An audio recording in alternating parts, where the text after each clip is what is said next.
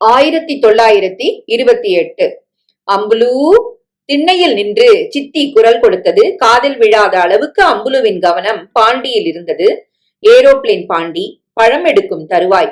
சில்லியை எரிந்து சரியா சரியா என்று கேட்டபடி கண்களை மூடிக்கொண்டு கட்டக்கோடுகளில் கால்படாமல் குதித்து கடந்து திரும்பி பார்க்காமல் பக்குவமாய் சில்லியை ஒரு கட்டத்தில் விழும்படி தூக்கி போட்டுவிட்டால் அந்த கட்டம் அவளுடைய சொத்தாகிவிடும். அப்புறம் லல்லியையும் ஜெகதாவையும் தாண்டி போங்க, என் பழத்துல கால் பட்டுதுன்னா ஆட்டம் போயிடும், ஆமா சொல்லிட்டேன் என்று உட்கார்ந்தபடி விரட்டலாம். அம்புலு. சில்லியை எரிந்துவிட்டு தலையை அண்ணாத்தியபடி அம்புலு சரியா சரியா என்று கேட்க ஆரம்பிக்க பொறுக்க முடியாமல் சித்தி இறங்கி வந்து பாண்டி கட்டத்தின் மேலேயே நின்று அவள் தோளை பற்றி, ஏண்டி 1.5 நாழியா கத்துறனே காதுல விழல என்று அதட்டினாள். தலையை குனியாமலேயே அம்புலு பேசினாள். தள்ளிக்கோ சித்தி, நான் பழம் எடுக்க போறேன், 1 நிமிஷத்துல முடிச்சிடுவேன். பழமும் ஆச்சு காயும் ஆச்சு, உள்ள வாடி, உங்க அப்பா உன்னை கூப்பிடுறார், உனக்கு கல்யாணம் ஆக போறதுடி, தேதி குறிச்சுட்டா. சித்தி சொன்ன செய்தியை கேட்டு சின்னதாக அம்புலு கண்களை விரித்தாள். கல்யாணமா? எனக்கா? போன மாசம் அம்மணிக்கு நடந்த மாதிரியே 4 நாள் கல்யாணமா? ஹை, புது பாவாடை, புதுசு புதுசா நகை, கேட்ட போதெல்லாம் வகை வகையா பட்சணம், அப்புறம் சேரட் வண்டியில ஊர்வலம் கூட விடுவாங்களே. அம்புலு சந்தோஷத்தோடு சிநேகிதிகளை பார்த்தாள்.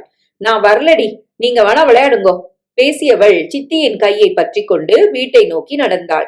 சிவப்பு சிமெண்ட் பூசி வழவழவென்று பக்கத்துக்கு ஒன்றாக திண்ணையுடன் கூடிய வாசக்கட்டை தாண்டினால் நடை.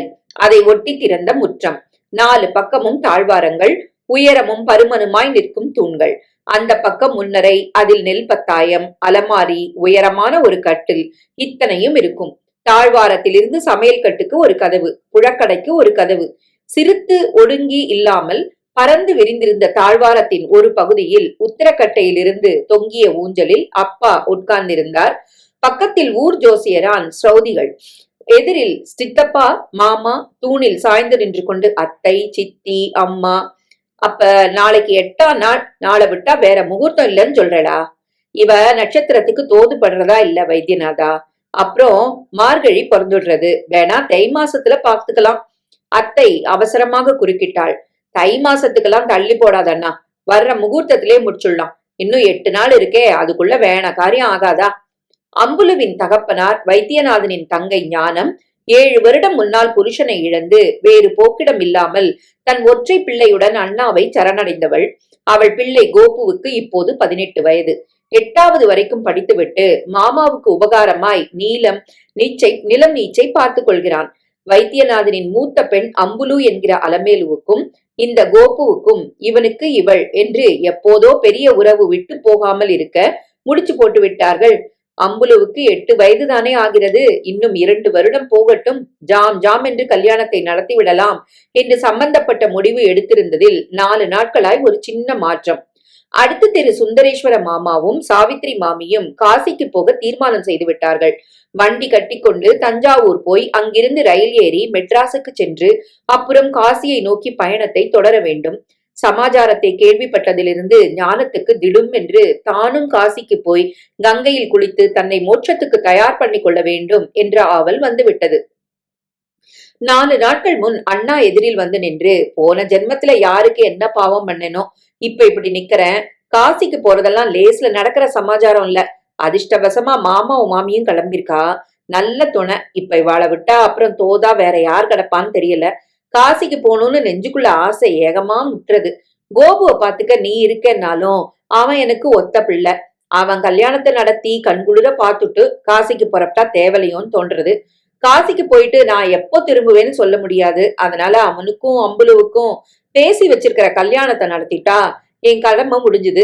இனி அவன்பாடு ஓம்பாடுன்னு நான் தட்டின் கிளம்பிடுவேன் என்று மெதுவாக பேசின பேச்சுக்களில் நியாயம் தெரிய 2 நாட்கள் யோசனை பண்ணிவிட்டு இப்போது ஜோசியரை வைத்தியநாதன் வரவழைத்திருக்கிறார். அப்போ இன்னைக்கு 8ஆம் நாள் குழந்தைகள் கல்யாணத்தை நடத்திடலான்னே சொல்றியா ஞானம்? கண்டிப்பா ஓஹோன்னு செஞ்சுடலாம். என்ன மன்னி, நான் சொல்றது சரிதானே? கதவருகில் நின்றிருந்த தர்மு சன்ன குரலில் பேசினாள். உங்க அண்ணாவும் நீங்களும் பார்த்து முடிவெடுத்தா நான் வாண்டான்னா சொல்ல போறேன். அப்புறம் என்ன வைத்தியநாதா, நான் பத்திரிக்கை எழுதிடுறேன். நாளைக்கு நாள் நன்னா இருக்கு, பந்தக்கால் முகூர்த்தத்தை வச்சுக்கலாம். கொண்டுகள் ஒன்னா கலந்து சமையல் கட்டு வேலை இதர வேலைகளை திட்டம் போட்டு கட்டும். பந்தக்காரன் மேலக்கண்ணுக்கு சொல்லி அனுப்பி வெளியூர் சொந்தக்காராளுக்கு ஆள் விட்டு அனுப்பினா ஆச்சு காரியம். திங்கக்கிழமை அன்னைக்கு நேரம் குறிச்சு தரேன். நீ வண்டி கட்டிட்டு கும்போணத்துக்கு போய் திருமாங்கல்யம் செய்ய கொடுத்துடு. புடவை பாத்திரங்களையும் அன்னைக்கே வாங்கின்னு வந்துடலாம். ஊருக்கு பெரியவரான ஸ்ரௌதிகள் செய்ய வேண்டிய காரியங்களை அடுக்க மளமளவென்று அந்த நிமிடத்திலிருந்தே வீடு கல்யாண கலை கட்ட துவங்கியது. பந்தக்கால் நட்டார்கள். பெண்மணிகள் சேர்ந்து மஞ்சள் இடித்து குங்குமம் தயாரித்தார்கள். நாளாக பிரிந்து சீர்முறுக்கு அதிரசம் லாடு செய்து கூம்பு கூம்பாய் பருப்பு தேங்காய்களை பிடித்தார்கள். அப்பளமிட்டு பொடி வகையாராக்கள் செய்து ஊறுகாய்களை தயாரித்தார்கள். என்னமோ தங்கள் வீட்டில்தான் கல்யாணம் என்பது போல வாசலுக்கு வாசல் பெரிது பெரிதாய் கோலங்களை போட்டு ஒவ்வொரு காரியத்திலும் பங்கெடுத்து குதூகலித்தார்கள். தெருவை அடைத்த பந்தல், உயர உயரமாய் குலையுடன் வாழைகள், தோரணங்கள், தஞ்சாவூரிலிருந்தும் கும்பகோணத்திலிருந்தும் வண்டி வண்டியாய் வந்து இறங்கின பழம் புஷ்பம் இதர சாமான்கள். 4 நாள் கல்யாணம். நித்தமும் ஊஞ்சல் நலுங்கு வேடிக்கைகள் சாப்பாடு என்று ஊர் திமிலோகப்பட்டது. 4ஆம் நாள் மாங்கல்ய தாரணம் நடக்க ராத்திரி சேரட் வண்டியில் பெண்ணையும் பிள்ளையையும் உட்கார வைத்து ஊர் சுற்றி ஊர்வலம் விட்டார்கள். அம்புலுவுக்கு எல்லாமே புது அனுபவங்கள்.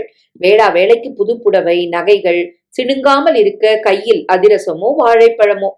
ஹோமகுண்டத்தின் எதிரில் உட்கார்ந்து கண்கள் சிவந்து எரிய துவங்கியதில் சேரட் வண்டியில் இரவு நேரத்தில் ஊர்வலம் போன போது அலுப்பு தாழாமல் ஒரு தெரு தாண்டி 2ஆவதில் வண்டி திரும்பியதும் முன்னால் சென்ற நாதஸ்வர சத்தத்தையும் மீறிக்கொண்டு கணவன் மேல் சாய்ந்தபடியே அவள் தூங்கி போனாள். 1929. கிலாப்பரண்டி கீப்பரண்டி மாப்பரண்டி என்ன மூச்சு? முறுக்கு மூச்சு. முறுக்கு மூச்சு பிடிச்சவளே ஆணி மாம்பழம் தின்னவளே கை மடக்கு. மாட்டேன் மாட்டேன்னா வல்லேன்னா தாறு தாரா வாழக்கா தாளம் போடும் கோபுரம். சீதாதேவி பூமாதேவி கைமடக்கு. உள்ளங்கைகளை தரையில் பிரித்து அமுக்கியபடி உட்கார்ந்திருந்த வாண்டு ஒன்றை கைமடக்கு என்று சொல்லி அம்புலு புறங்கையில் தட்டவும் லவக்கென்று அந்த கையை எடுத்து பின்னால் மறைத்து கொண்டது. முற்றத்தின் நடுவில் இளம் வெயிலில் 4-5 குழந்தைகளாக அமர்ந்து விளையாடுவதை ஊஞ்சலில் இருந்தபடியே வேடிக்கை பார்த்த வைத்தியநாதனுக்கு சிரிப்பு வந்தது.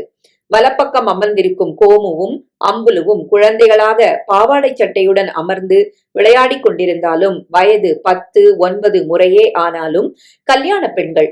அவர்களுக்கு பக்கத்தில் இருக்கும் 7 வயது விசாலி லட்சுமி, எதிர் வீட்டு குழந்தைகள், உழக்கு மாதிரி ஊருக்கு சப்பானி, உப்புக்கு மாங்கொட்டை என்று கூடவே உட்கார்ந்திருக்கும் 2 வயது காமு.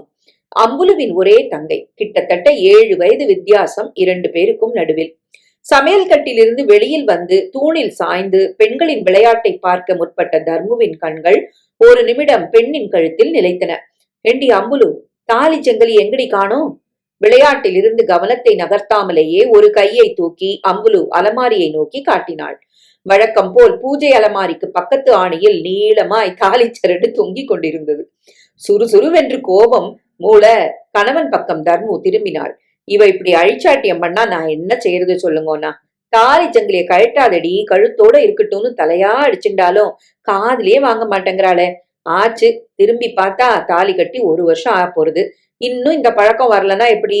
9 கஜ புடவைய தூக்கி கட்டிக்க தெரியாது. சரி, கொஞ்சம் பெரியவளாட்டம் போனா போறதுன்னு விட்டு கொடுத்தா ரொம்பத்தான் துள்றானா. நீங்க கொஞ்சம் கண்டிச்சா தேவல.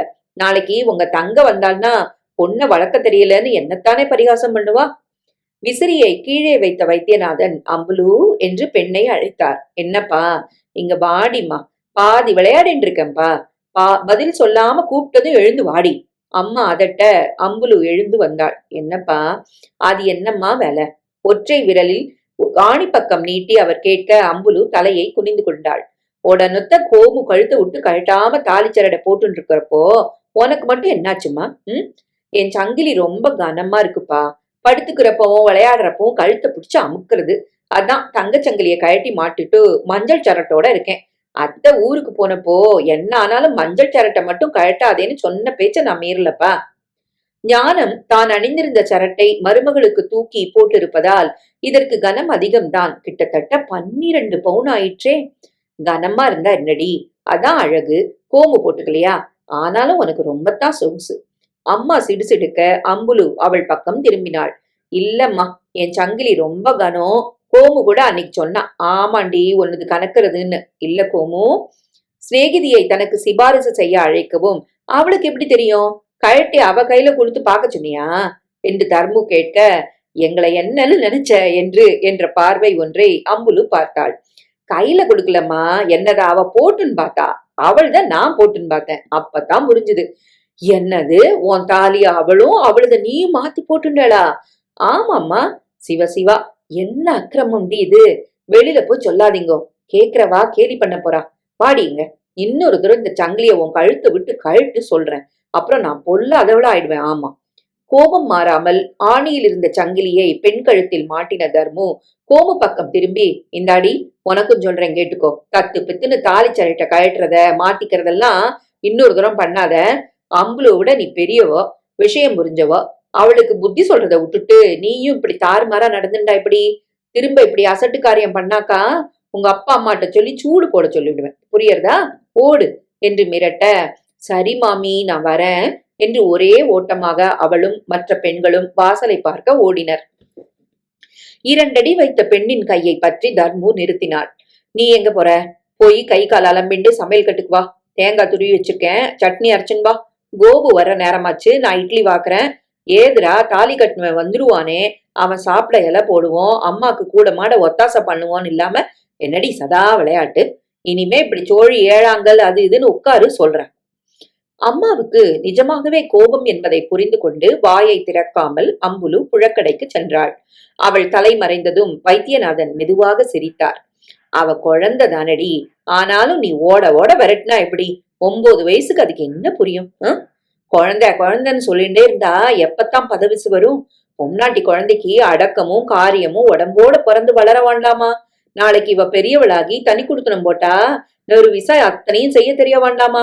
நமக்கு இவ வசதியா இருக்கலாம், அதுக்காக மாமியார் ஆத்துலயும் இப்படியே கால் மேல கால் போட்டு நிற்க முடியுமாண்ணா? மாமியார் ஆம்னு இவளுக்கு தனியா ஏதுடி, நம்மதோட தானே இருக்க போறா. ஞானம் காசிலிருந்து திரும்பி தனி கொடுத்தனோங்கிற பேச்சை எடுத்தா கூட வாண்டாம்னு நான் தடுத்து விடுறதாதான் இருக்கேன். அன்னியமா அசலா எதுக்கு பிரிச்சு 2 குடுத்தனமா வாழணும்? ஆயுசுக்கும் ஒன்னா நம்ம கூடவே இருந்துட்டா போச்சு. வைத்தியநாதன் ஆசைப்பட்ட அந்த கணத்தில் அஸ்வினி தேவதைகள் கிட்டத்தில் நின்று அப்படியே ஆகட்டும் என்று ஆசீர்வதித்திருக்க வேண்டும். இல்லாவிட்டால் அத்தனை சுருக்கில் திடுதுப்பென்று கோபுவை காலன் வாரி கொண்டு போவானேன். இனி ஆயுசு பரியந்தம் அம்புலுவின் வாழ்க்கை பிறந்த வீட்டில்தான் என்று ஆவானேன். 1930 அன்றைக்கு நல்ல உச்சி வெயில் நேரத்தில் கோபுவை 2 நண்பர்களும் குடியானவர்களுமாக தூக்கி வந்து தாழ்வாரத்தில் கிடத்தின போது வழக்கம் போல கொல்லைக்கட்டில் ஜிலுஜிலுத்த வேப்பமரத்து காற்றை அனுபவித்தபடி 4-5 பெண்களுடன் அம்புலு ஏழாங்கல் ஆடிக்கொண்டிருந்தாள். சாப்பாடு ஆகி அவரவர் வீட்டில் பெண்டுகள் படுத்துவிட குட்டிகள் ஒரு வீட்டில் கூடி ஏழாங்கல்லோ ஒத்தையா ரெட்டையா பம்பையா பரட்டையா ஆட்டத்தையோ பல்லாங்குழியோ ஆடும் தினசில் அன்றும் அவர்கள் வீட்டில் குழுமி மும்முரமாய் ஏழாங்கல்லில் லைத்திருந்தார்கள். கோமு ஆட்டத்தை முடிக்கும் தருவாயில் இருக்க உற்சாகத்தோடு குரலெடுத்து பாடியபடி கற்களை வீசி அள்ளி கொண்டிருந்தாள். காய் பொறுக்கி வீட்டிலே கல்லுங்காய் காய்த்தது, மா பொறுக்கி வீட்டிலே மாதுளங்காய் காய்த்தது, தூ பொறுக்கி வீட்டிலே தூதுவிளங்காய் காய்த்தது, பந்தலிலே பாகக்கா தொங்குதடி லோலாக்கா. கடைசி கல்லை அள்ளி ஒரு பழம் பெற்ற பின் திரும்ப அல்லல்ல அரசல்ல பாலாறு படிக்கட்டு பழம்பழுக்க பலாச்சுளை என்று முதல் பாட்டுக்கு தாவின நிமிடத்தில் வாசப்பக்கத்தில் ஹோ என்ற அழுகை கேட்டது. ஈஸ்வரா, தலையில கல்ல போட்டுட்டியே, நான் என்ன பண்ணுவாண்டா? அப்பாவின் குரல் ஓங்கி பிரதானமாய் கேட்க அம்புலு சட்டென்று எழுந்து உள்ளே ஓடினாள். முன் தாழ்வாரத்திலும் முற்றத்திலும் கூட்டம். என்ன ஆயிற்று? அப்பா ஏன் அழுகிறார்? கூட்டத்தில் புகுந்து பார்க்கையில் தரையில் கோபு கிடப்பது தெரிந்தது. யாராவது ஓடி போய் வைத்தியரை கூட்டின் வாங்களேன், ஸ்ரௌதிகளை வர சொல்லி மந்திரிக்க சொல்லுங்களேன். ஈஸ்வரா, நான் என்ன பண்ணுவேன்? வைத்தியநாதன் கத்த, 2 பேருக்கும் ஆள் போயாச்சு மாமா. கோபுவை இங்க நாங்க தூக்கின் வந்தப்பவே அங்கேயும் ஆள் அமிச்சிட்டோம் என்றான் கோபுவின் நண்பன் சங்கரன். என்ன ஆயிற்றாம்? வயக்காட்டு வேலைகளை கவனித்த பிறகு சாப்பிட நாழியாக சங்கரன் கிட்டுவோடு கோபு ஆத்தங்கரைக்கு போயிருக்கிறான்.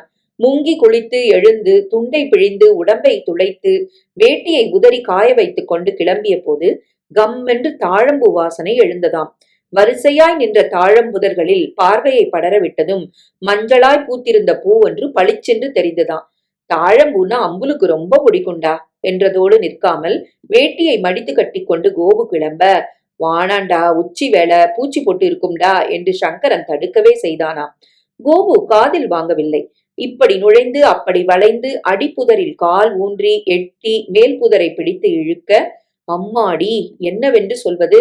வெயிலுக்கு இதமாக அடிப்புதரில் படுத்து தாழம்பு வாசனையில் கிறங்கி தூங்கிக் கொண்டிருந்த நாகமொன்றின் தூக்கம் கலைக்கப்பட, அந்த கோபத்தில் விறுவிறுவென்று நெளிந்து தலையை தூக்கி மடித்து கட்டப்பட்ட வேட்டியால் பாதுகாப்பின்றி இருந்த காலில் ஒரு போடாய் போட, அவ்வளவுதான், அவ்வளவேதான். பாம்பை விரட்டி பிரமை பிடித்து நின்ற நண்பனை தாங்கி பிடித்து கடிவாய்க்கு கீழ் துண்டை இறுக கட்டி ஆளுக்கு ஒரு பக்கமாய் தாங்கி பிடித்து வீட்டுக்கு தூக்கி வருவதற்குள் அந்த 15 நிமிடங்களுக்குள் கால் நீளம் பாரித்து விட்டது. கைகள் சில்லிட்டு விட்டன. பற்கள் கெட்டித்து போய் உதட்டோரத்தில் நுரை. வைத்தியர் ஓட்டமாய் ஓடி வந்தார், கூடவே ஸ்ரௌதிகளும். அவர் கை வைத்தியம் பண்ண, இவர் குளித்துவிட்டு ஈரத்துடன் உட்கார்ந்து மந்திரம் ஜபிக்க, என்ன பண்ணி என்ன? அத்தனை பேரும் பார்த்து கொண்டே இருக்கையில் அந்த வைத்தியத்துக்கும் மந்திரத்துக்கும் கட்டுப்பட மாட்டேன் என்று சண்டி பண்ணிக்கொண்டே விஷம் வெடுவெடுவென்று கோபுவின் உடலில் பரவினதில் உடம்பு அடுத்த கால்மணியில் சுத்தமாய் நீளமாக, கண்கள் சொருகிக் கொண்டன. லேசாக வலிப்பு, நிறைய நுரை. பொக்கென்று பிராணன் போய்விட்டது. ஐயோ என்ற கத்தல், அழுகை, கூக்குரல். சற்று முன் வரை கோபுவாக இருந்து இப்போது பிடமாகி விட்டவனை தெற்கு வடக்காக முற்றத்தில் கிடத்தி கால் கை விரல்களை கட்டி போட்டார்கள். வாசலில் ஒரு வரட்டியில் தணலை இட்டு கனகனக்க செய்து வைத்தார்கள். மோசம் போயிட்டியடி துக்கிரி பெண்ணே என்று அழுகையினுடே புலம்பிக் கொண்டே அம்புலுவின் தலைமுடியை பிரித்துவிட்டு வாசலுக்கு அழைத்துச் சென்று தெருவை பார்க்க ஒரு நமஸ்காரத்தை செய்ய சொல்லி பிணத்திடம் கூட்டி வந்து, அச்சின் அழுடி, உன் ஆத்திரம் தீர அச்சின் அழுது தொல என்று பெரியவர்கள் சொல்ல, நடந்துவிட்ட சம்பவத்தின் கனம் புரியாமல் அம்புலு திரு திருவென்று விழித்தாள். கல்யாணத்துக்கு ஒன்றுபட்ட மாதிரி இதற்கும் நிமிடத்தில் தெருவே ஒன்றுபட்டு கூடியது. காசிக்கு தந்தி அடித்தார்கள். தெரிந்தவர்களுக்கு ஆள் விட்டு சொல்லி அனுப்பினார்கள். பெற்றவள் வந்து சேருவது நடக்கிற காரியமில்லை என்று தெளிவாக இருட்டுவதற்குள் பிணத்தை எடுக்க தீர்மானித்து அம்புலுவிடம் கைப்புல் வாங்கி கொள்ளி வைக்க ஏற்பாடு பண்ணினார்கள். பிடம் நகர்ந்ததும் திரும்ப அவளை தெருவில் நமஸ்காரம் பண்ணச் செய்து வீட்டுக்குள் அழைத்து போய் குளிக்க வைத்து மூலையோடு மூலையாய் உட்கார்த்தி வைத்தார்கள். 10 நாளும் யார் யாரோ வந்தார்கள். அம்புலுவை கட்டி கொண்டு, அடி பாவி பொண்ணே, உன் தலைவிதி இப்படியா ஆகணும் என்று கதறி அழுதார்கள். 10ஆம் நாள் அன்று 10 கொட்டி மாரடித்து அழுது அவளையும் அழைத்து கொண்டு குளத்தங்கரைக்கு போனார்கள். குளத்தில் குளித்த பின் மாமனுக்காக ஒரு புடவையும் புகுந்த வீட்டுக்காக ஒரு புடவையும் கழுத்தில் மாலையாக போடப்பட ஈரம் சொட்ட சொட்ட விதவை பெண்கள் அவள் கையை பிடித்து தெருவில் நடத்தி வீட்டுக்கு இட்டு வந்தார்கள். அன்று இரவு ஊர் உறங்கின பிறகு தூங்கிக் கொண்டிருந்தவளை எழுப்பி உட்கார வைத்து ஒவ்வொருவராக அவளை அணைத்து ஏகமாய் புலம்பி தீர்த்தார்கள். அப்புறமாய் தலை நிறைய வைத்திருந்த பூவை எடுத்து பொட்டை அழித்தார்கள். தாலியை கழட்டி ஒரு கிண்ணத்தில் பால் ஊற்றி அதில் போடச் சொன்ன நிமிடத்தில், அடிப்பாவி, ஆணில கழட்டி மாட்டாதன்னு முட்டின்றேனடி, இப்போ ஒரேடியா கழட்டிட்டியே என்று உறக்க அழுத தர்மு மயக்கம் போட்டு விழுந்தாள். அந்த வருடமும் தொடர்ந்து வந்த சில வருடங்களும் அம்புலுவை பொறுத்தவரை ரொம்ப சிரமம் தந்த ஆண்டுகள்.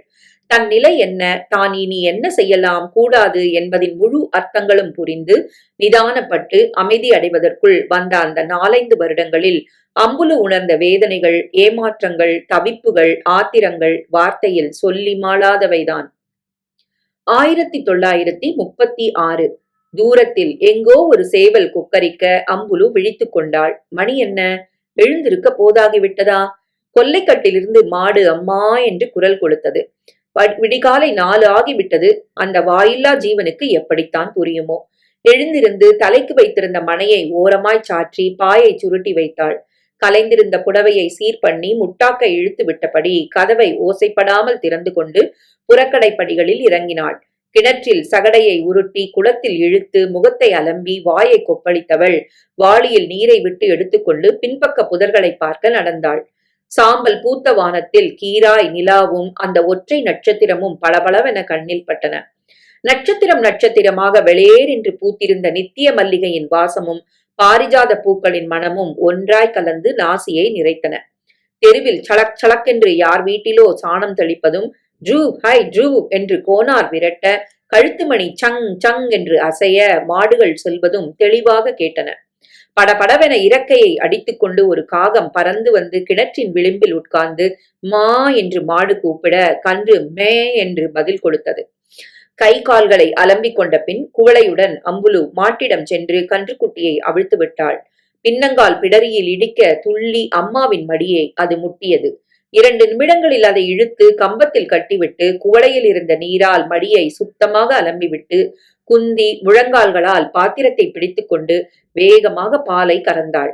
அடிமடி பாலை கன்றுக்குட்டிக்கு விட்ட பின் சொம்புடன் உள்ளே வந்து சமையல் கட்டில் பால் பாத்திரத்தை வைத்தாள்.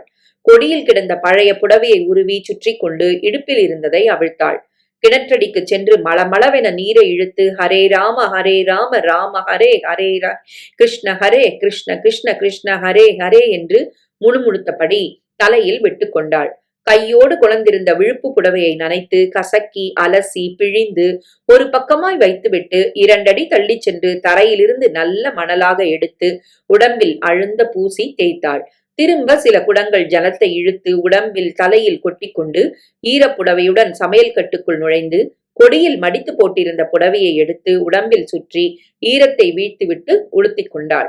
பக்கப்பதிய கொசுவம் வைத்து கச்சை போட்டு திருத்தமாய் மேல் உடம்பு தலை தெரியாமல் முட்டாக்கை சுற்றி மடியை இழுத்து செருகினவள் ஈரப்புடவையை எடுத்து போய் அலசி பிழிந்து கிணற்றடியில் தோய்த்து வைத்திருந்த புடவையோடு சேர்த்து கொணர்ந்து கழியின் உதவியுடன் மேல்கொடியில் உதறி உலர்த்தினாள். பேழையிலிருந்து விபூதி எடுத்து நெற்றியில் ஒற்றை கீராய் பூசிக்கொண்டு அடுப்பிடம் வந்தாள். முதல் நாள் மெழுகி கோலம் போடப்பட்டிருந்த அடுப்பில் 2 பெரிய விறகு கட்டைகள் கொஞ்சம் சிராத்தூள் வைத்து வரட்டியை பீத்து அதில் கொஞ்சமாய் சிம்னி எண்ணெய் விட்டு மேலாக வைத்து பற்ற வைக்க காய்ந்த சிராத்தூள் கப்பென்று புகையாமல் பிடித்து கொண்டது. அடிக்கட்டைகளை தூக்கி தீ நன்கு பரவினதும் தழைத்து வாணலியில் திட்டமாய் தண்ணீர் விட்டு அடுப்பில் வைத்தாள். வறுத்து டப்பாவில் கொட்டி மூடி வைத்திருந்த காப்பி கொட்டையில் ஒரு டபரா நிறைய அள்ளி அம்மியில் வைத்து மாவாக பொடி செய்து எடுத்து வந்தாள். காஃபி வடிகட்ட என்று தனியாய் வைத்திருக்கும் சல்லா துணியை அகன்ற வாய்ப்பாத்திரத்தில் வைத்து அதில் காஃபி தூளை கொட்டி கொதி வந்ததும் நீரை ஊற்றி முடிச்சு போல வாயை இறுக்கி தூக்கி பிடித்து டிகாக்ஷனை வடிகட்டினாள்.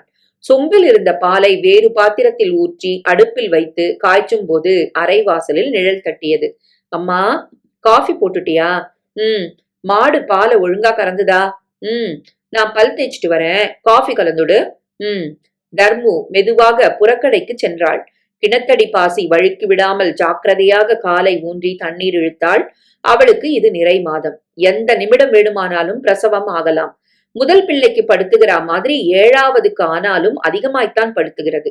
உடம்பில் நீர் வைத்துக் கொண்டு உட்கார முடிவதில்லை, எழுந்திருக்க முடிவதில்லை. பலவீனம் வேறு. அம்புலு இருக்கிறாளோ, இவளும் இந்த குடும்பமும் நாரி போகாமல் இருக்கின்றனவோ. அதுவும் 2 வருடத்தில் சவலையாய் பெண் ஒன்று பிறந்து தவறி போய் தொடர்ந்து 6 மாசத்துக்கெல்லாம் குறையாய் ஒன்று போனதிலிருந்து அரை உடம்பாக ஆள் தேய்ந்தது போதாது என்று உடனே இன்னொன்று உண்டாகி இப்போது நிறை மாதம். உடம்பு எங்கே இருந்து தேரும்? முக்கிக் கொண்டும் முனகிக் கொண்டும் தர்மு உள்ளே வந்து ஒரு பக்கமாக உட்கார்ந்தாள். சூடாக காஃபி கலந்து அம்மாவின் முன் வைத்தாள் அம்புலு. நீ சாப்பிட்டியா? இன்னும் இல்ல. உனக்கும் கலந்துக்கோ. அப்பா எழுந்து சந்தி பண்ணட்டும், அப்புறமா அவருக்கும் கலக்கலாம். அம்புலு பதில் சொல்லாமல் அடுப்படியில் உட்கார்ந்து பாலை லோட்டாவில் எடுத்தாள். என்ன சமைக்க போற? நீ சொல்லு என்பது போல் அம்புலு அம்மாவை ஏறிட்டாள். வத்த குழம்பு விட்டு கீரை மசிச்சுட. தோட்டத்துல கீரை இருக்கொன்னோ? இருக்கு. நன்னா விடிஞ்சப்புறம் பறிச்சுன்பா, நான் நறுக்கி தரேன். என்னமோ இன்னைக்கு ரொம்பத்தான் ஆளை போட்டு அமுக்குறது. சாயங்காலத்துக்குள்ள பிரசவம் ஆயிடுமோ என்னவோ. தர்மு காஃபியை குடித்ததும் அம்புலு எழுந்து டம்ளரை கிணத்தடிக்கு சென்று கழுவி எடுத்து வந்தாள். திணறி வழிந்து கொண்டு அவஸ்தைப்படும் அம்மாவை பார்க்க பரிதாபமாக இருக்க, நீ வேணா படுத்துக்கோயேன், கீரை நறுக்கி சமைக்கிறது பெரிய வேலையா, நான் பாத்துக்கிறேன் என்று சொல்ல அவள் எழுந்து போனாள். 10 நிமிடங்களில் வைத்தியநாதனும் பின்னாலேயே தங்கைகள் காமுவும் சாரதாவும் ஒருவர் பின் ஒருவராக எழுந்து பல் தேய்த்து காஃபிக்கு வந்தனர். காஃபி கடையானதும் கொடியடுப்பில் ஒரு பக்கம் உலை வைத்து இன்னொன்றில் சின்ன கோதாவரி வெங்கல குண்டானில் ரசத்துக்கு பருப்பு போட்டாள். கீரையை பறித்து வந்து பொடிப்படியாக நறுக்கி மண் இல்லாமல் 4 தரம் அலசி அலம்பி வடிதட்டில் வைத்தாள். சாதம் கொதி வந்ததும் அடுப்பை தணித்துவிட்டு கஞ்சியை வடித்து வடிதட்டு மேல் 4 தணல் துண்டங்களை வைத்து வெங்கலப்பானையை ஒரு பக்கமாய் நகர்த்தினாள். வத்தல் குழம்பு, பருப்பு ரசம், கீரை தயாராகி முடிந்த கையோடு தங்கைகள் பின்னி விடுறியாக்கா என்று வந்துவிட ரேழிக்கு வந்தாள். 9 வயது காமு முதலில் உட்கார எண்ணெய் தடவி படிய வாரி பின்னி நுனியில் நார் வைத்து இறுக முடிந்தாள். அடுத்து வந்தவள் சாரதா, வயது 4. மொட்டையடித்த தலையில் அத்தனை மயிர் இல்லை என்பதால் உச்சியில் ஒரு பின்னலை பின்னி 2ஆக வளைத்து கட்டினாள். சரியாய் 10 வயதில் கணவனை இழந்த அம்புலுவுக்கு 12, 13 வயது பூர்த்தியான பிறகும் கூட தனக்கு கல்யாணமானதற்கோ பிற்பாடு புருஷனை இழந்ததற்கோ அர்த்தம் முழுமையாக புரியவில்லைதான். அதுவும் துவக்கத்தில் 1 மாதம் வரை பெரிய பேச்சை மதித்து எங்கும் போகாமல் உட்காரச் சொன்ன இடத்தில் உட்கார்ந்து சாப்பிடச் சொன்ன போது சாப்பிட்டவள் அதற்கு பிறகு கேள்விகள் கேட்க ஆரம்பித்தாள். வெளியில போனா என்ன, கோமுவோட விளையாடினா என்ன, ஆத்தங்கரைக்கு குளிக்க போனா என்ன, சங்கரன் கிட்டுவோட பேசினா என்ன, எதையும் விளக்கி சொல்லாம கூடாது, நீ தாலி அறுத்தவோ, இனிமே வெளி உலகத்தோட தொடர்பே உனக்கு கூடாது என்று அப்பா அம்மா மற்ற பெரியவர்கள் அதட்டி உட்கார வைத்ததை ஏற்றுக்கொள்ள மாட்டேன் என்று ஆரம்பத்தில் ரொம்ப சண்டை போட்ட மனது நாளாக ஆக கொஞ்சம் கொஞ்சமாய் நிலைமை புரிந்து தானே அடங்கியது. 14 வயதில் பெரியவளாகி நடக்க வேண்டிய மற்றதெல்லாம் சம்பிரதாயப்படி நடந்து முடிந்ததும், ஓஹோ, இனி என் நிலை ஆயுசுக்கும் இதுதான், என் தலைவிதி இதுதான் என்று பல விவரங்கள் ஆணி அடித்த தினசில் உள்ளத்தில் பதியத் தொடங்கின. நிலைமை புரிய புரிய மனது பதட்டுப்பட்டு போக போக போக பேசுவதை குறைத்துக் கொண்டாள். வெளியில் வாசலில் வருவதை தவிர்க்க ஆரம்பித்தாள். தன் விருப்பு வெறுப்புகளை வாய்விட்டு வெளிப்படுத்தாமல் அடக்கிக் கொள்ள கூட பழகி கொண்டாள். போன வருடத்தில் ஒரு நாள் அம்மாவுக்கு பக்கத்தில் வழக்கமாய் படுத்துக் கொள்பவள் இரவில் யாரோ காலை இடறுவது போல தோன்ற திடுக்கிட்டு கண் விழித்தாள். அப்பா! குனிந்து அம்மாவை தேடி அவள் தோளை தொட்டு உலுக்கும் அப்பா. சு, என்னன்னா இது என்று கிசுகிசுப்பாக முனகிக் கொண்டே எழுந்து அவர் பின்னால் சென்று முன்னரையில் நுழைந்த அம்மா, உள்ளே இருந்து வந்த வளையல் ஒலி முணுமுணுப்புகள் இன்னும் 10 நிமிடங்களில் அம்மா திரும்ப பக்கத்தில் வந்து படுத்து விட்டாலும் சொச்ச இரவு பூராவும் தூங்க முடியாமல் அம்புலு உருண்டு பிறண்டு படுத்தது நிஜம். மனதுக்குள் என்னவோ தவிப்பு, ஆத்திரம், இயலாமை ஒன்றும் புரியாமல் போன போது அழுகை மட்டும் கொப்பளித்துக் கொண்டு வர புடவை தலைப்பால் வாயை பொத்திக் கொண்டு சத்தமில்லாமல் அழுது தீர்த்தாள்.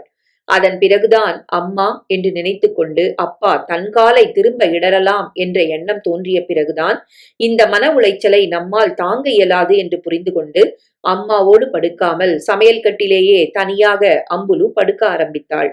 சமையல் ஆயிட்டா, சாப்பிட உட்காரலாமா, எனக்கு கும்போணம் வரைக்கும் போயிட்டு வரணும், ஜோலி இருக்கு. அப்பா குரல் கொடுக்க சாரதாவுக்கு பின்னி முடித்த அம்புலு எழுந்தாள்.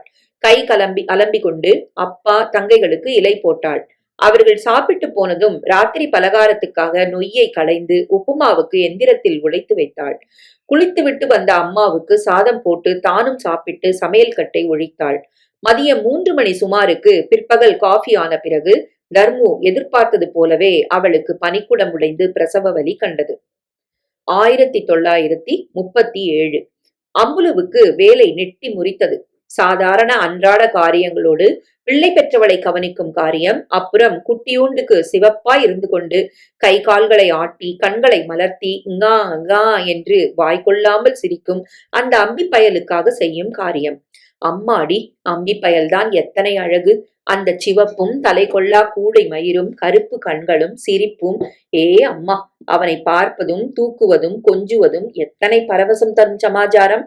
தங்கைகள் பிறந்த போது அம்புலுவும் சின்ன பெண்ணாக இருந்ததாலோ இல்லை இந்த முறை தம்பி பிரசவத்தில் ஈடுபட்டா மாதிரி அத்தனை முனையவில்லை என்பதாலோ என்னமோ முன் 2 குட்டிகளிடமும் தோன்றாத பாசமும் அன்பும் இந்த பயலிடம் மீறிக்கொண்டு முளைத்திருப்பது உண்மைதான். தவிர முன்பு சித்தி அத்தை என்று பெரிய வீட்டோடு இருந்தார்கள். அதனால் உள்காரியத்தோடு பிள்ளைத்தாய்ச்சி வேலைகளையும் அவர்களே கவனித்து விட்டார்கள்.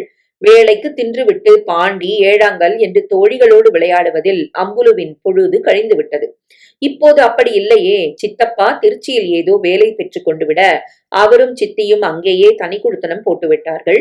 காசியிலிருந்து திரும்பிய அத்தை பிள்ளையை அகாலமாக பறி கொடுத்த துக்கத்தில் ஆடி போனவள் எப்படியோ பல்லை கடித்துக் கொண்டு 2-3 வருடம் போல வாழ்ந்துவிட்டு ஒரு நாளில் மாரை பிடித்துக் கொண்டு நினைத்த நினைப்பில்லாமல் உயிரை விட்ட பின் வீட்டில் அப்பாவும் அம்மாவும் தான் பெரியவர்கள். விவரம் புரிந்து பொறுப்பை அம்புலு ஏற்றுக்கொண்ட பிறகு முழுதாய் குழந்தை பிறந்து நன்றாக இருப்பது இதுதான் முதல் தடவை என்பதால் அத்தனை வேலையும் குருவித்தலை பனங்காயாக அம்புலு மேல்தான் விழுந்தது. பிள்ளை பெற்ற 3ஆம் நாள் எதிர்வீட்டு பாட்டி சொல்லிக் கொடுத்த தினசில் அம்மாவுக்கு பத்தியம் போட்டாள். வேளா வேளைக்கு அறவாசல்ல நின்னு வெத்தலை போட்டுண்டியா, தண்ணி குடிக்காத என்று பெரிய மனுஷி மாதிரி சொன்னாள். ஒன்று விட்டு ஒரு நாள் அம்மாவுக்கு கொதிக்க கொதிக்க வெந்நீர் விட்டு எண்ணெய் தேய்த்து குளிப்பாட்டினாள். 11ஆம் நாள் தெருவை அழித்து புண்ணிய வாசகம் செய்தபோது மங்கு மங்கென்று அத்தனை பேருக்கும் வடை பாயாசத்துடன் சமைத்து போட்டாள். 22,000 நாளிலிருந்து குழந்தையை குளிப்பாட்டிவிட என வந்த மாமி நின்றுவிட, அம்மாவே முழங்கால்களில் குழந்தையை கிடத்திக் கொண்டு குளிப்பாட்டின போது இதமாய் வெந்நீர் விழாவி சொம்பால் விட்டு குழந்தையை கையில் வாங்கி துவட்டி தூபம் காட்டினாள்.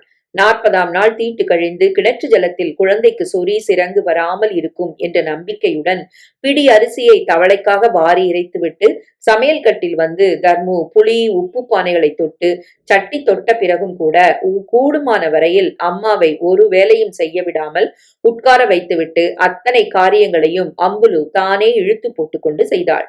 இப்படி பார்த்து பார்த்து செய்தவளிடம் தம்பி பயல் அட்டையாய் ஒட்டி கொண்டதில்தான் அதிசயம் என்ன? இல்லை, பெற்ற தாய் பிள்ளை போல் வைத்த பாசத்தை அவனிடம் வைத்துவிட்டு சதா சர்வ காலமும் அம்பியே தன் உலகம் என்று அம்புலு வாழ முற்பட்டதில்தான் ஆச்சரியம் என்ன? ஒன்றுமில்லை. தொட்டிலில் கிடத்தி குலதெய்வம் முருகனின் பெயராக கார்த்திகேயன் என்று நாமகரணம் செய்யப்பட்டிருந்தாலும் எல்லோருக்கும் அவன் செல்லமாக அம்பியானான். இந்த அம்பி பிறந்த 4ஆம் மாதம்தான் காமு பெரியவளானாள்.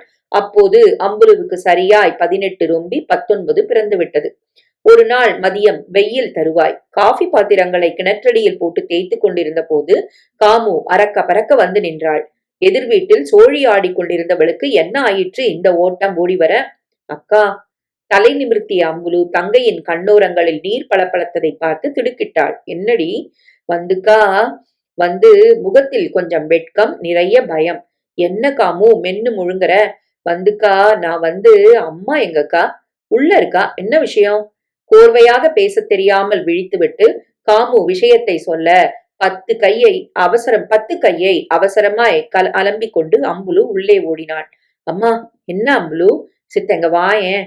குழந்தைக்கு பால் கொடுத்துட்டு இருக்கேன், நீதான் இப்படி வாயேன்.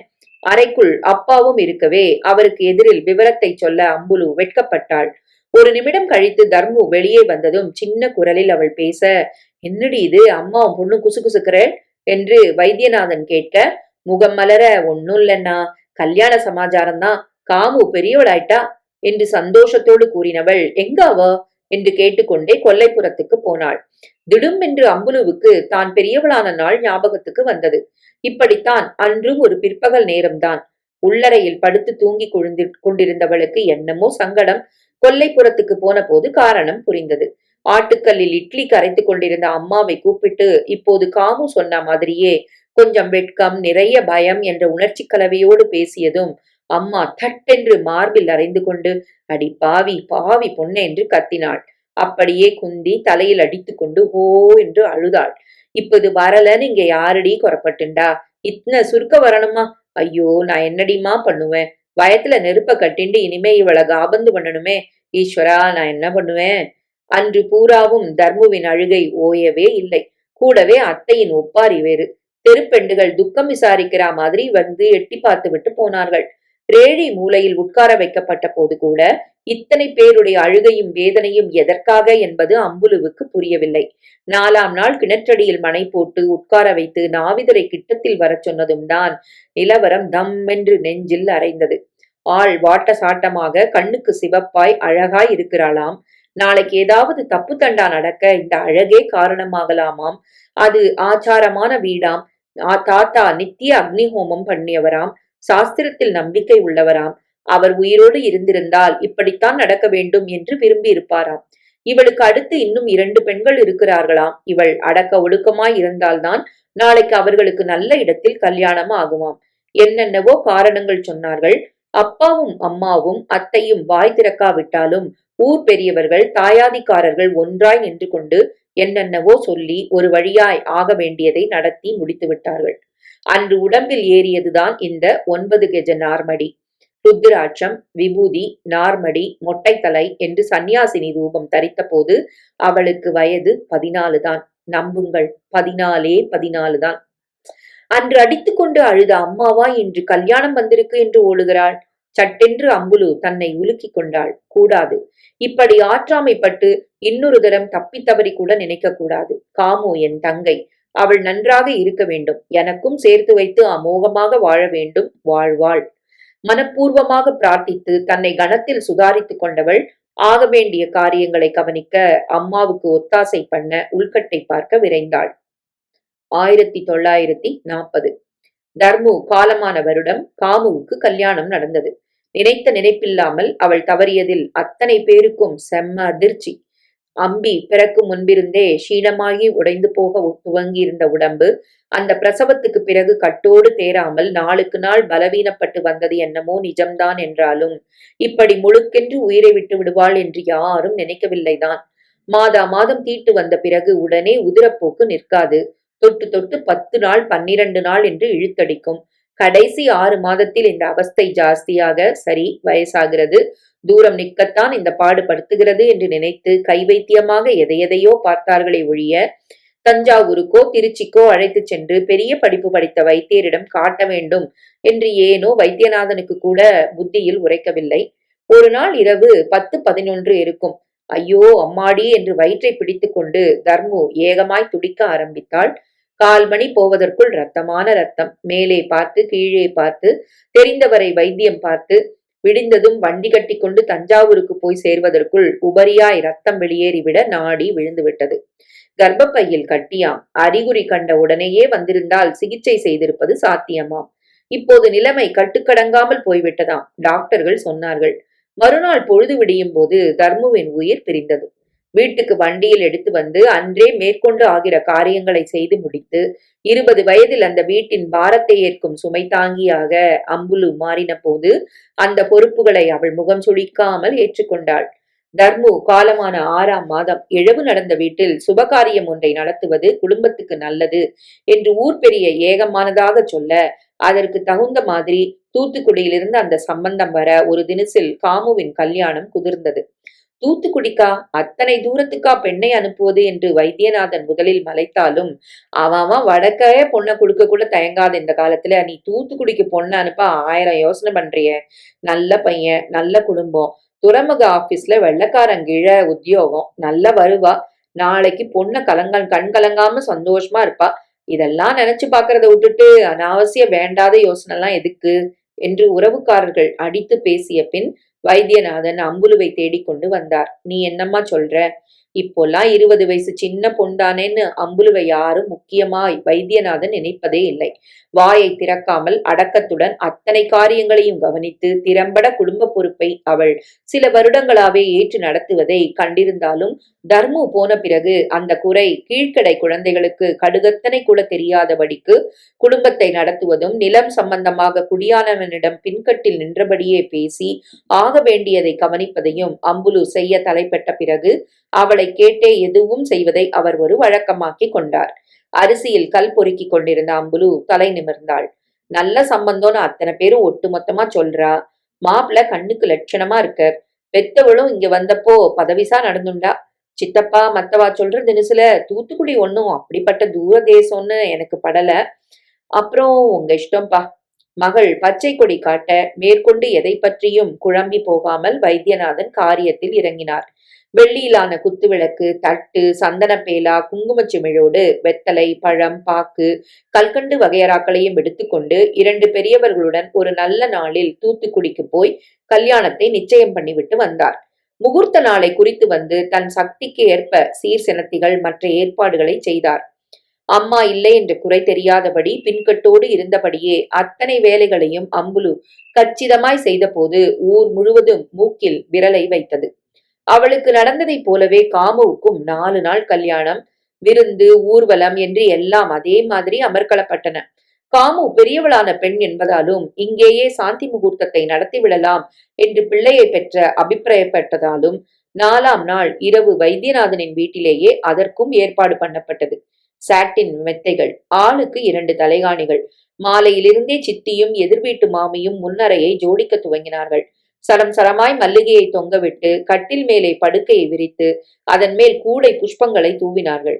கட்டாய் மட்டிப்பால் வத்திகளை ஏற்றி வைத்து ஒரு பக்கமாய் பட்சணங்கள், பழங்கள், சுண்ட காய்ச்சின குங்குமப்பூ பால் என்று அத்தனையும் வைத்தார்கள். விளக்கெண்ண புட்டி எங்கடி என்று அம்புலுவை கேட்டு வாங்கி அதையும் உடுத்தி கொள்ள ஒரு மாற்று புடவையும் அறையில் வைத்து 9 மணி அளவில் சொல்ல வேண்டிய மந்திரங்களை சாஸ்திரிகள் சொல்ல சுமங்கலி பெண்டுகள் அலங்காரம் பண்ணிய பெண்ணை அறைக்குள் கொண்டு விட்டு கதவை சாத்தி அங்கேயே அரை மணி போல உட்கார்ந்து என்னென்னமோ கேலி பண்ணி பாடல்களை பாடினார்கள். எதையும் காண கேட்க மனதுக்கு வலு இல்லை என்பதை உணர்ந்து கிணற்றடியில் சென்று அம்புலு உட்கார்ந்து கொண்டாள். உள்ளே போனதும் காமு என்ன செய்வாள்? மாப்பிள்ளை என்ன பண்ணுவார்? பேசுவாரா? என்ன பேசுவார்? தொடுவாரா? ஒரு ஆண் பள்ளியின் ஸ்பரிசம் எப்படி இருக்கும்? கிளுகிளுப்பா இருக்குமா? உடம்பும் மனசும் நெகிழ்ந்து போகுமா? கிளுகிளுப்பு என்றால் என்ன? உருகுவது என்றால் என்ன? தொட்டு தடவி அணைத்து அப்புறம் அப்புறம் முதல் முறையாக உடம்பின் அவஸ்தை தாங்க மாட்டாமல் போக பச்சை ஜலத்தை விட்டு குளித்துவிட்டு ஈரப்புடவை ஜபமாலையுடன் துளசி மேடையில் உட்கார்ந்து ராமநாமத்தை ஜபிக்க துவங்கிய போது அவளையும் மீறிக்கொண்டு சூடான கண்ணீர் கன்னத்தில் கோடு போட்டது. 1952 அம்புலு கொல்லைக்கட்டில் குனிந்து உட்கார்ந்து கவனத்துடன் உளுந்தை உருட்டி கொண்டிருந்தாள். காலையில் எழுந்த கையோடு உளுந்தை ஊற வைத்திருந்ததில் சமையலான பிறகு அதை நன்றாய் களைந்து கருப்பு தோலை நீக்கி சுத்தமாய் உலர்த்த முடிந்தது. அப்பாவுக்கு சாப்பாடு போட்டுவிட்டு காய்ந்து விட்ட உளுந்தை இப்போது உருட்ட உட்கார்ந்திருக்கிறாள். பத்தினி பயிறு கல் தூசி தும்பு இல்லாமல் சுத்தப்படுத்தி சாப்பிடுவதற்குள் எந்திரத்தில் போட்டு மாவாக திரித்து வைத்து விட்டால் நாளைக்கு மாவை இடித்து அப்பளத்தை இட்டுவிட தோதாக இருக்கும். என்ன சின்ன படிக்கு ஒரு படி உளுந்து இதை திரித்து பிசைந்து அப்பளமாக இடுவது ஒண்டி ஆளுக்கு பெரிய காரியமா? இல்லை. பெருங்காயம் உப்பை நீரில் ஊற வைத்து பிரண்டையை நசுக்கி சாறு எடுத்து மாவில் கலந்து ஜீரகத்தை தேய்த்து போட்டு பிசைந்து அம்மியில் விளக்கெண்ணெய் தடவி தம் தம் என்று புரட்டி புரட்டி காலையிலேயே இடித்து வைத்து கொண்டு விட்டால் இன்று மாதிரி சமையலானதும் உட்கார்ந்து சாயங்காலத்துக்குள் தங்கமாய் இட்டு விடலாமே. மனதுக்குள் கணக்கு போட்டுக்கொண்டு விறுவிறுவென்று அம்புலு காரியங்களை செய்வது இன்று நேற்று வழக்கமல்ல. கண் பார்த்தால் கை செய்யும் ரகம் அவள். மாவு இடிப்பதும் பிசைவதும் இடுவதும் 2ஆம் பேருக்கு தெரியாது. ஆனால் கட்டுக்கட்டாய் அப்பளம் தயாராகிவிடும். வீட்டு உபயோகத்துக்கு உளுந்து அரிசி அப்பளங்களை தானே தயாரிப்பதோடு கல்யாணமாகிவிட்ட தங்கைகள் 2 பேருக்கும் பிறந்தகத்துக்கு சீராட வந்து திரும்பும் போது தப்பாமல் தானிட்ட வடகம் அப்பளங்களை பட்சணங்களோடு தாராளமாய் கொடுத்து அனுப்புவாள்.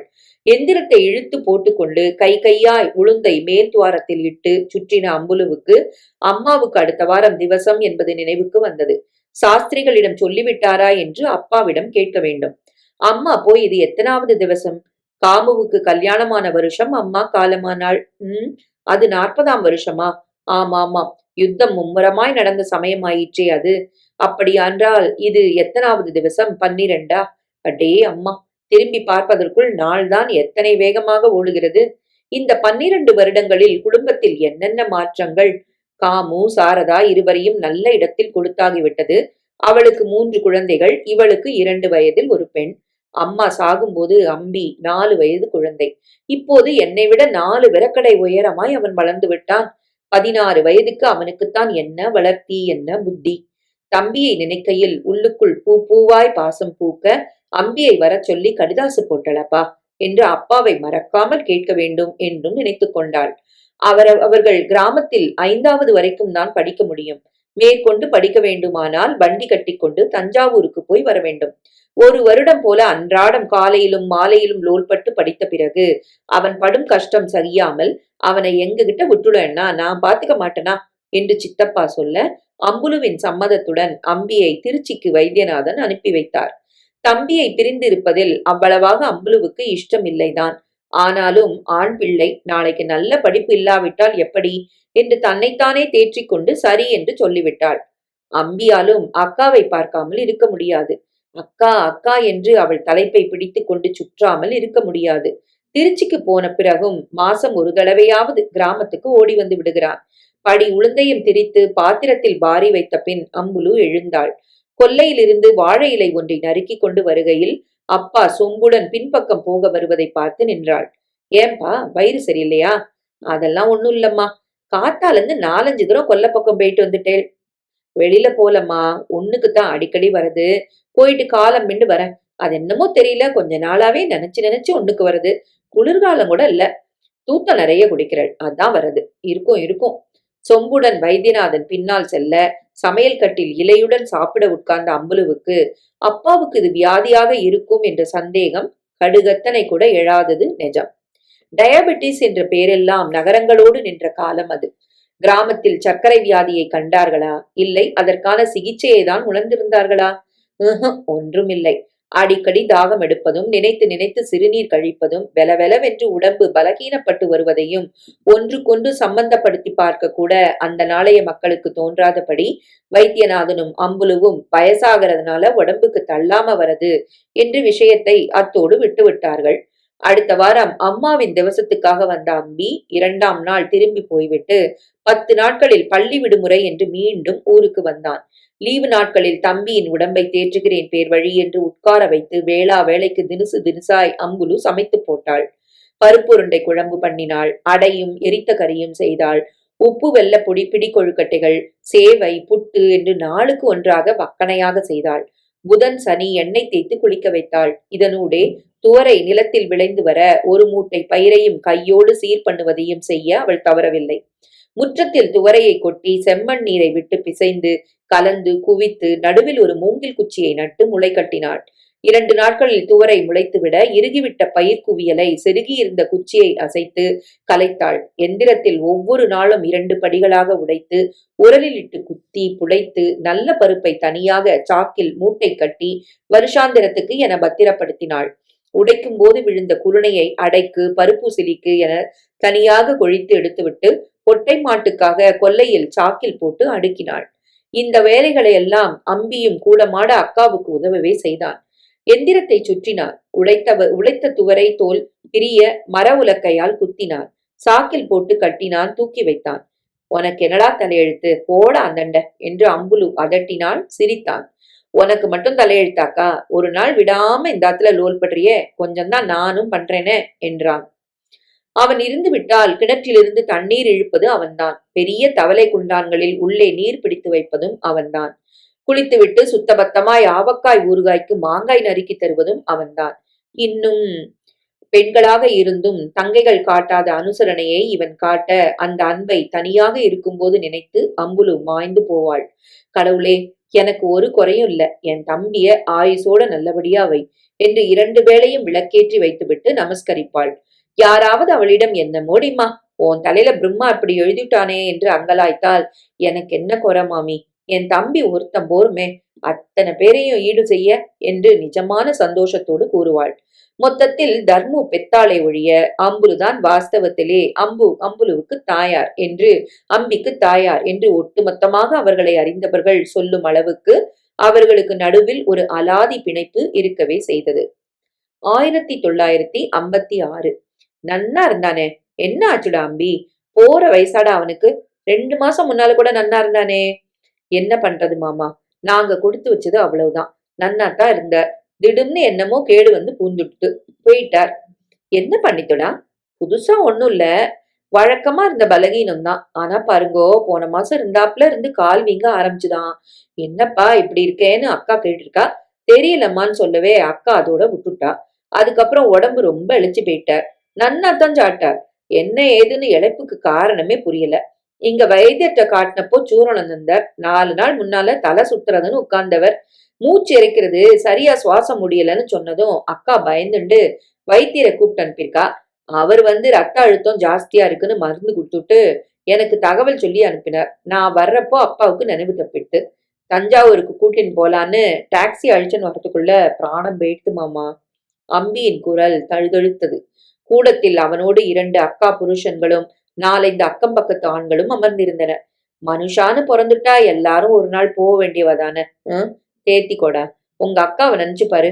அப்பா இருந்தார் அவளுக்கு ஆதரவா. இனிமே அவ பாடுதான் பாவம், உண்டியா தவிக்க போறா. அம்பி சரக்கென்று தலையை தூக்கினான்.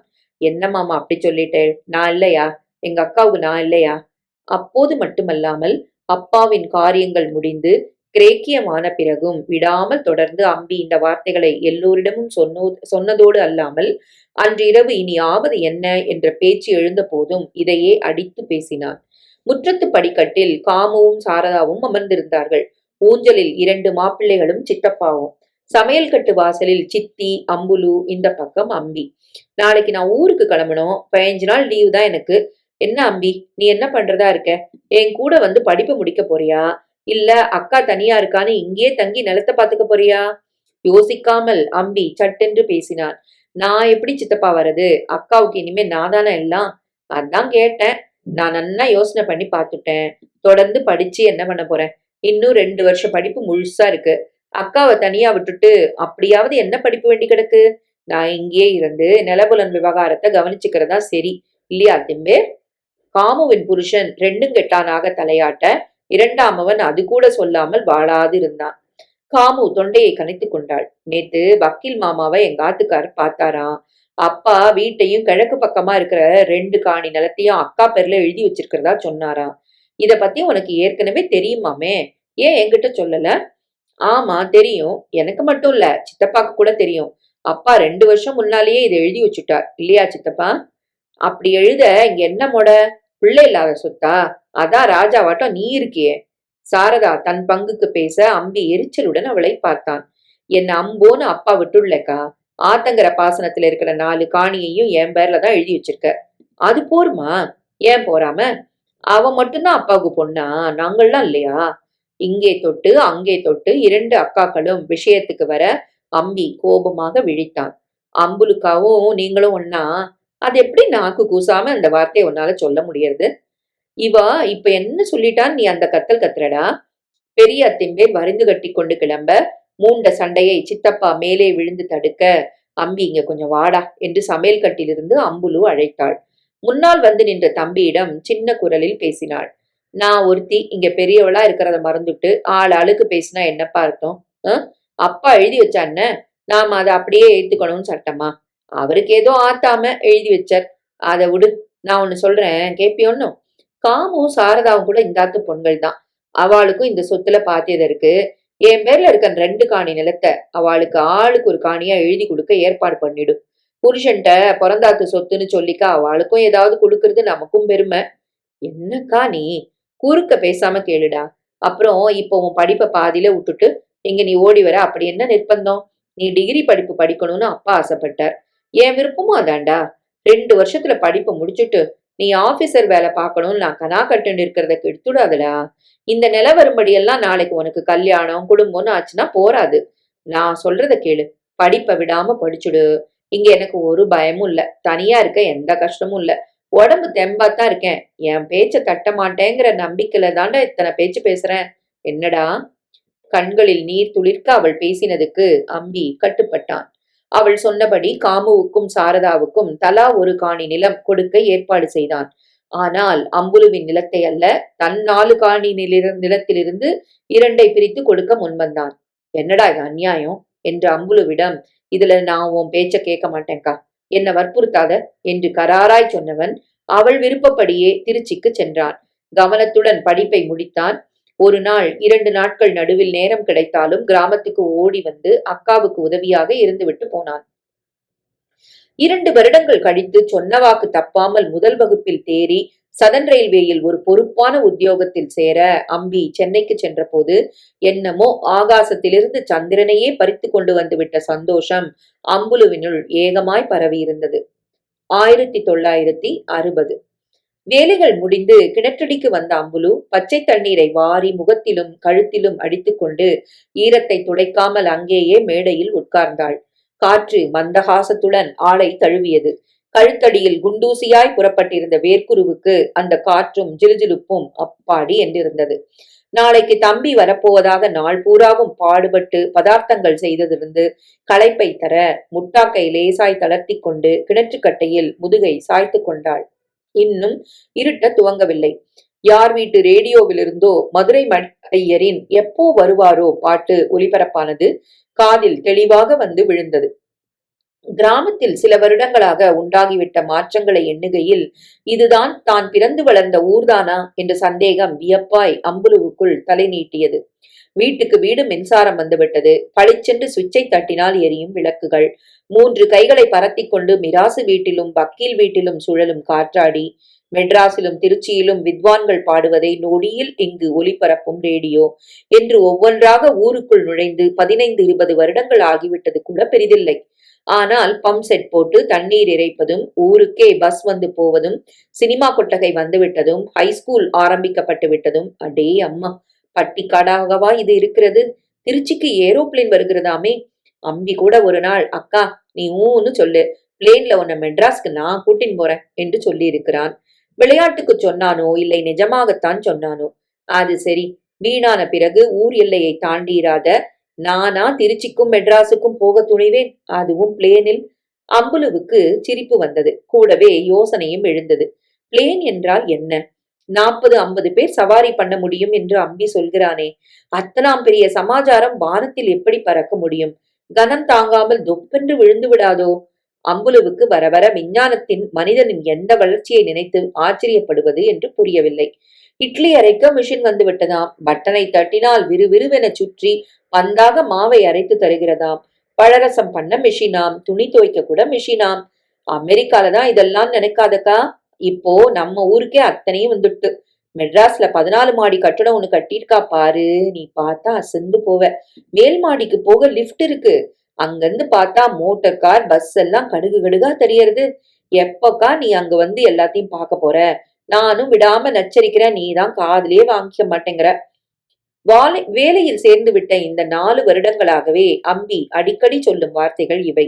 இங்க தனியா ஏன் இருக்கணும்? படிடான்னு சொன்னேன், படிச்சு முடிச்சுட்டேன். நல்ல வேலையில சேருடான்னு சொன்னேன், சேர்ந்துட்டேன். 400 ரூபாய் சம்பளம் நம்ம 2 பேருக்கும் போறாதா? நிலத்தை குடியானவன் தானே பாத்துக்கிறான். அப்புறம் நீ ஏன் இங்க இருக்கணும்? அங்க வந்துடுக்கா.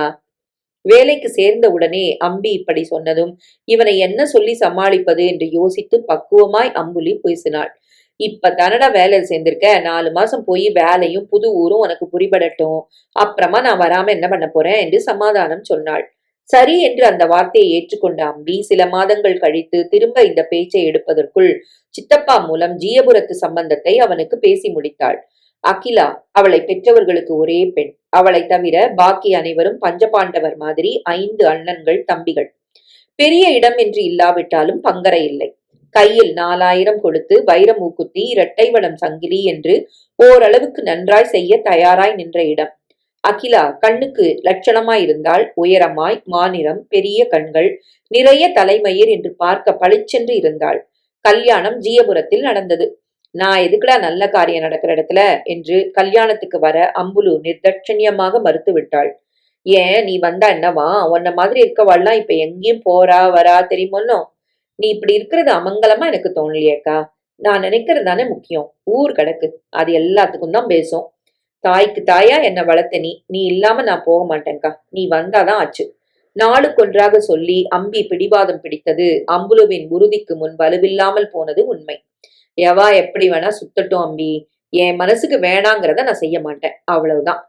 தள்ளி நில்லுன்னு என்னை எது வரைக்கும் யாரும் நான் இடம் கொடுக்கல. இனிமேலும் எதுக்கு? உனக்கு நான் வசத்தின்னா ஊர் உலகத்துக்கும் அப்படியே இருக்கணும்னு எதிர்பார்க்கறது தப்பு இல்லையா? என் விருப்பப்படியே என்னை இருக்க விடுடா. நான் அங்க வந்தா தானா? மாலையும் கழுத்துமா நீங்க இங்க வந்துட்டா நான் கண்குளிர பார்த்துடுவேன். வீணா பிடிவாதம் பண்ணாதடா, சொல்றத கேளு. வழக்கம் போல அம்பி கேட்டான். ஆனால் தாலி கட்டின கையோடு டாக்ஸி வைத்துக்கொண்டு பெண்டாட்டி சகிதம் வந்து அக்கா காலில் விழுந்தான்.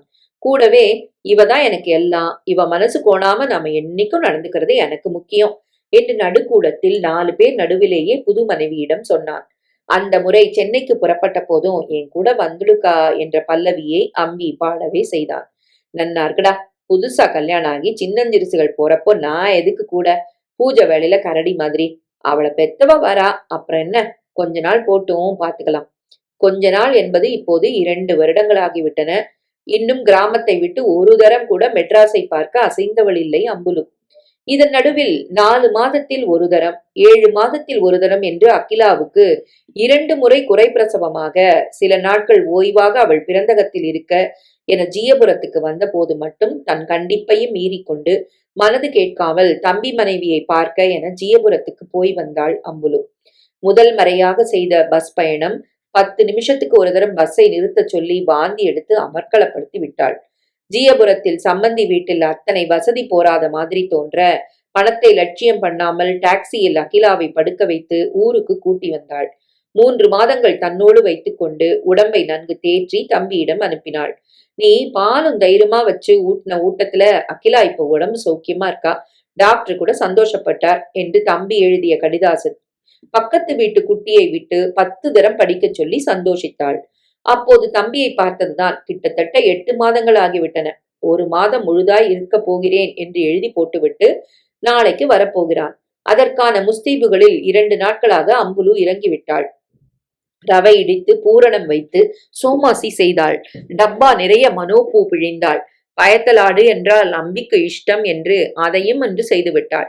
நாளையிலிருந்து நாளுக்கு ஒன்றாக வக்கணையாய் சமைத்து போட என்னென்ன ஐட்டம் என்பதை கூட மனதில் குறித்து கொண்டு விட்டாள். திட்டமிட்டபடி மறுநாள் காலை 8 மணி அளவில் பெண்டாட்டியுடன் அம்பி வந்து இறங்கினான். பகல் பூராவும் ஊர்க்கதை பேசிவிட்டு இரவு சுற்றி வளைக்காமல் தான் தீர்மானித்துக் கொண்டு வந்திருப்பதை வெளியில் சொன்னான். என் கூட வந்துடு, இங்க தனியா இருக்காதேன்னு நான் எத்தனையோ தடவை சொல்லியாச்சு. ஏனோ நான் சொல்றத நீ காதுலயே வாங்காம இருக்க. கிராமத்தை விட்டு வரதுல உனக்கு என்ன கஷ்டம் சொல்லு. உன்னை இங்க விட்டுட்டு ஒவ்வொரு தடவை புறப்படுறப்பவும் நான் படுற பாடு எனக்கு தான் தெரியும். இந்த தடவை நீ என்ன சொன்னாலும் நான் கேட்கறதா இல்ல. அகிலா இப்ப திரும்ப உண்டா இருக்கா. 2 மாசம் பூர்த்தி ஆயிடுத்து.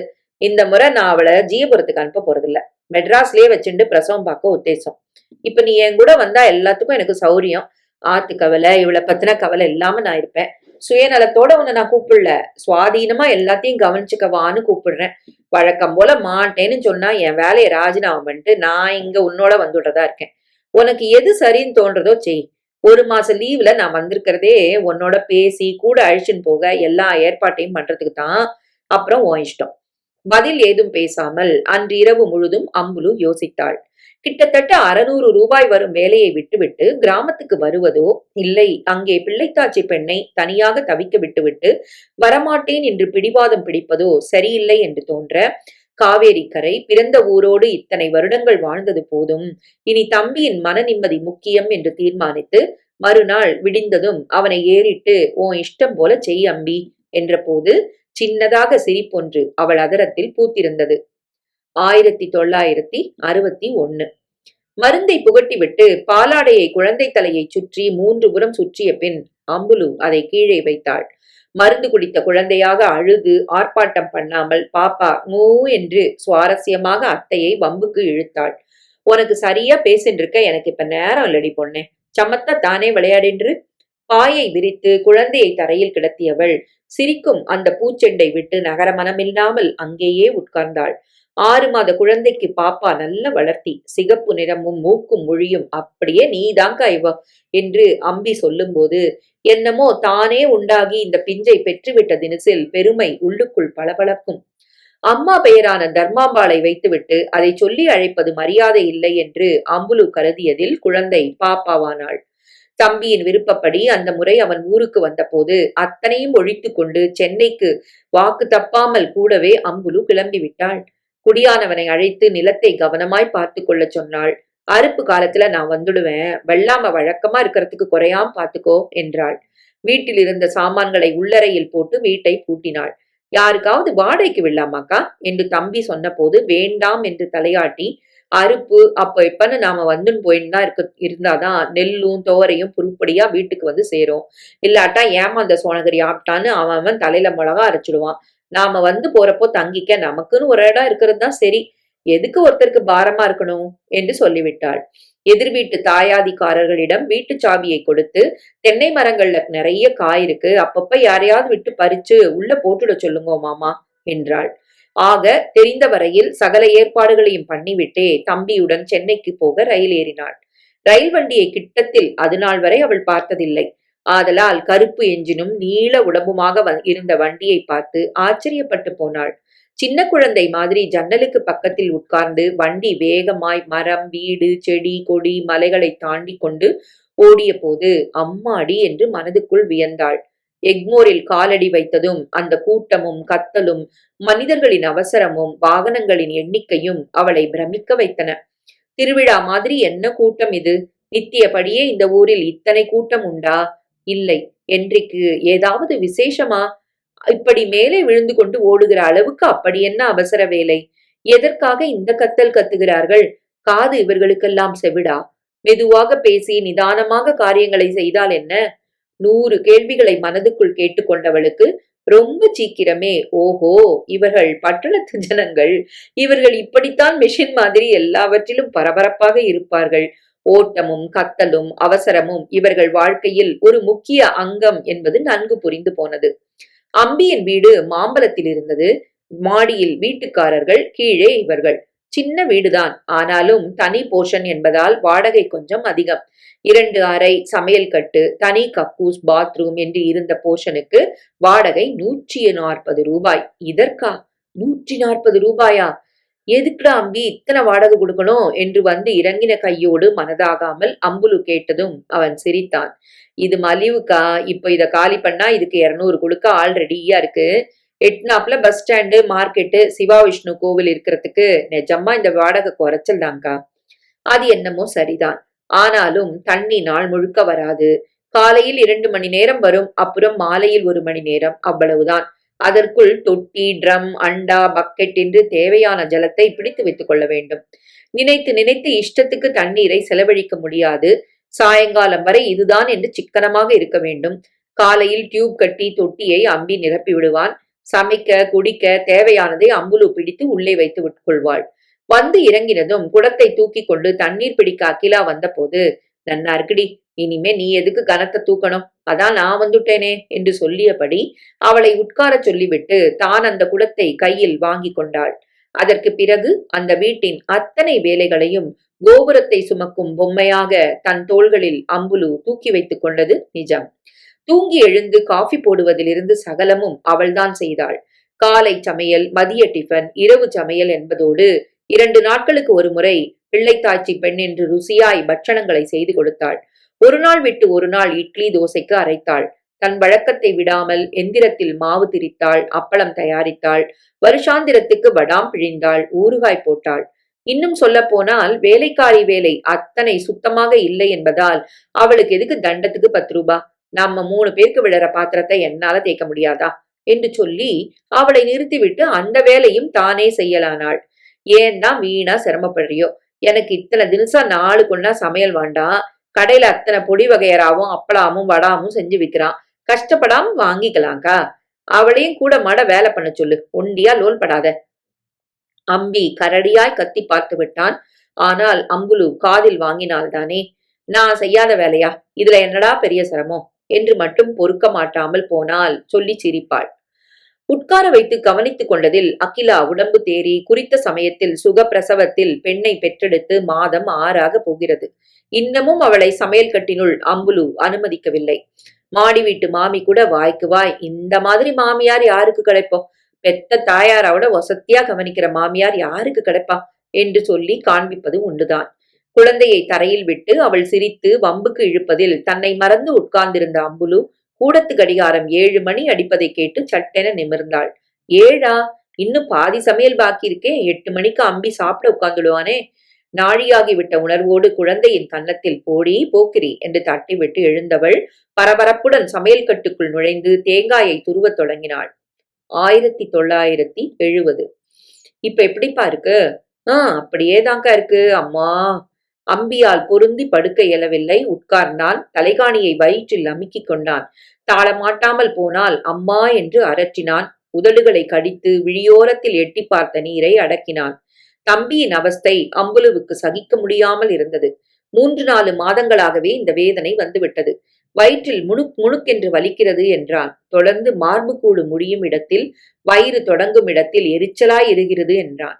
அப்புறம் தொட்டால் வலிக்கிறது என்றான். வயிற்றில் கைகளை குறுக்காக மடித்து கட்டி கூனி உட்கார்ந்து வலிக்கிறதே வலிக்கிறதே என்று தவித்தான். வலி ஆரம்பித்த உடனேயே தனக்கு தெரிந்த கை வைத்தியத்தை அம்புலு செய்து பார்த்தாள். பூச்சி இருக்குமோ என்ற யூகத்தில் 2 தரம் பேதிக்கு கொடுத்து பத்தியமாய் மிளகு ரசம், பருப்பு துவையல் பண்ணி போட்டு பார்த்தாள்.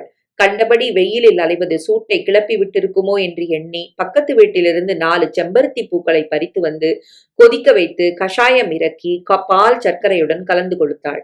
பெருஞ்சீரகத்தை கருக வறுத்து ஜலம் விட்டு கொதிக்க வைத்து வடிகட்டி தந்து பார்த்தாள்.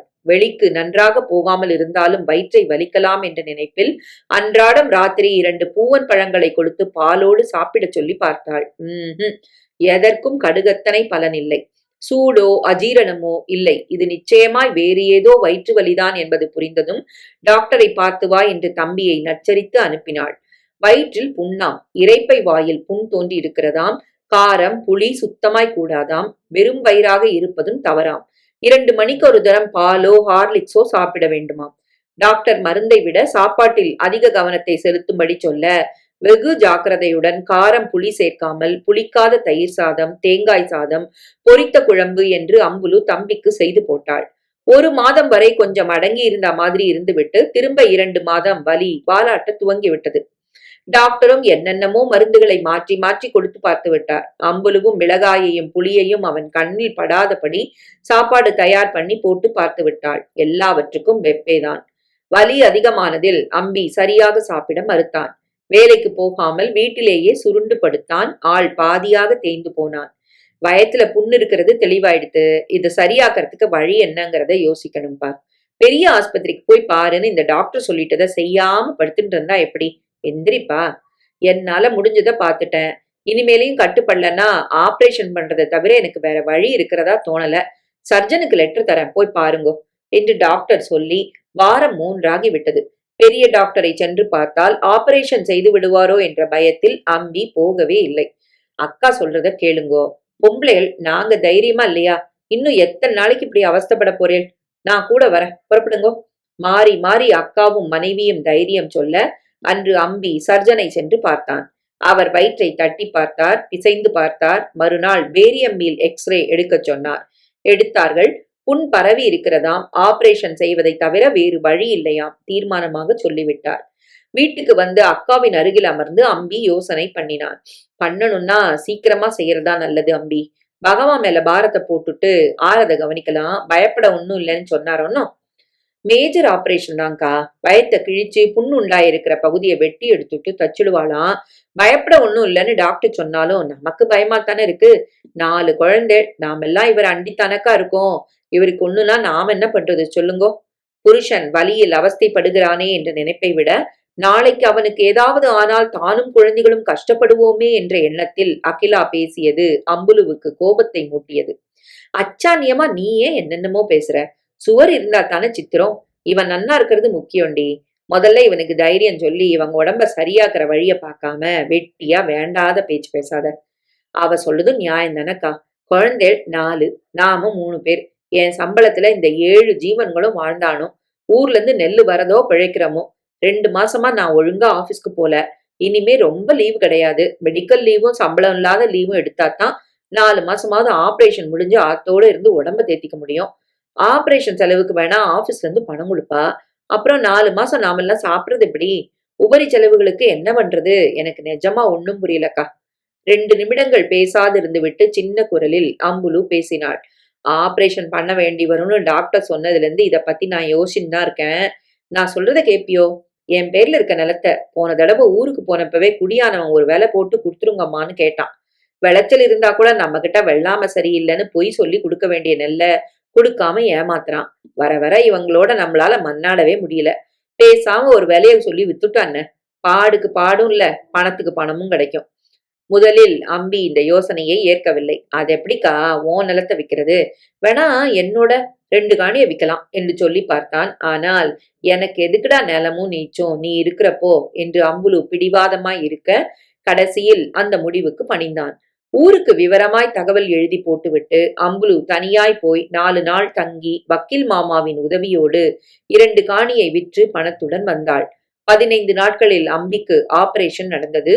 இரவும் பகலும் ஆஸ்பத்திரியிலேயே பழி கிடந்து இமைகளை மூடாமல் விழித்து தம்பிக்கு பணிவிடை செய்தாள். வீட்டுக்கு கூட்டி வந்த பிறகும் கட்டிலை விட்டு அவனை இறங்க விடாமல் பார்த்து கொண்டாள். வெளியில் காட்டாமல் மனதுக்குள்ளேயே ஏகமாய் கவலைப்பட்டதாலோ அல்லது அப்பாவின் வியாதி பரம்பரையாய் மகளுக்கு வந்ததாலோ இல்லை 2மே காரணமோ அந்த வருடம் முடிவதற்குள் தாகம், அடிக்கடி சிறுநீர் கழித்தல், பலகீனம் என்று ஒவ்வொன்றாக அவளுக்குள் குடியேறினதில் ரொம்ப சீக்கிரமே டயாபெட்டிஸ் அம்புலுவை ஸ்திரமாக ஆக்கிரமித்துக் கொண்டது.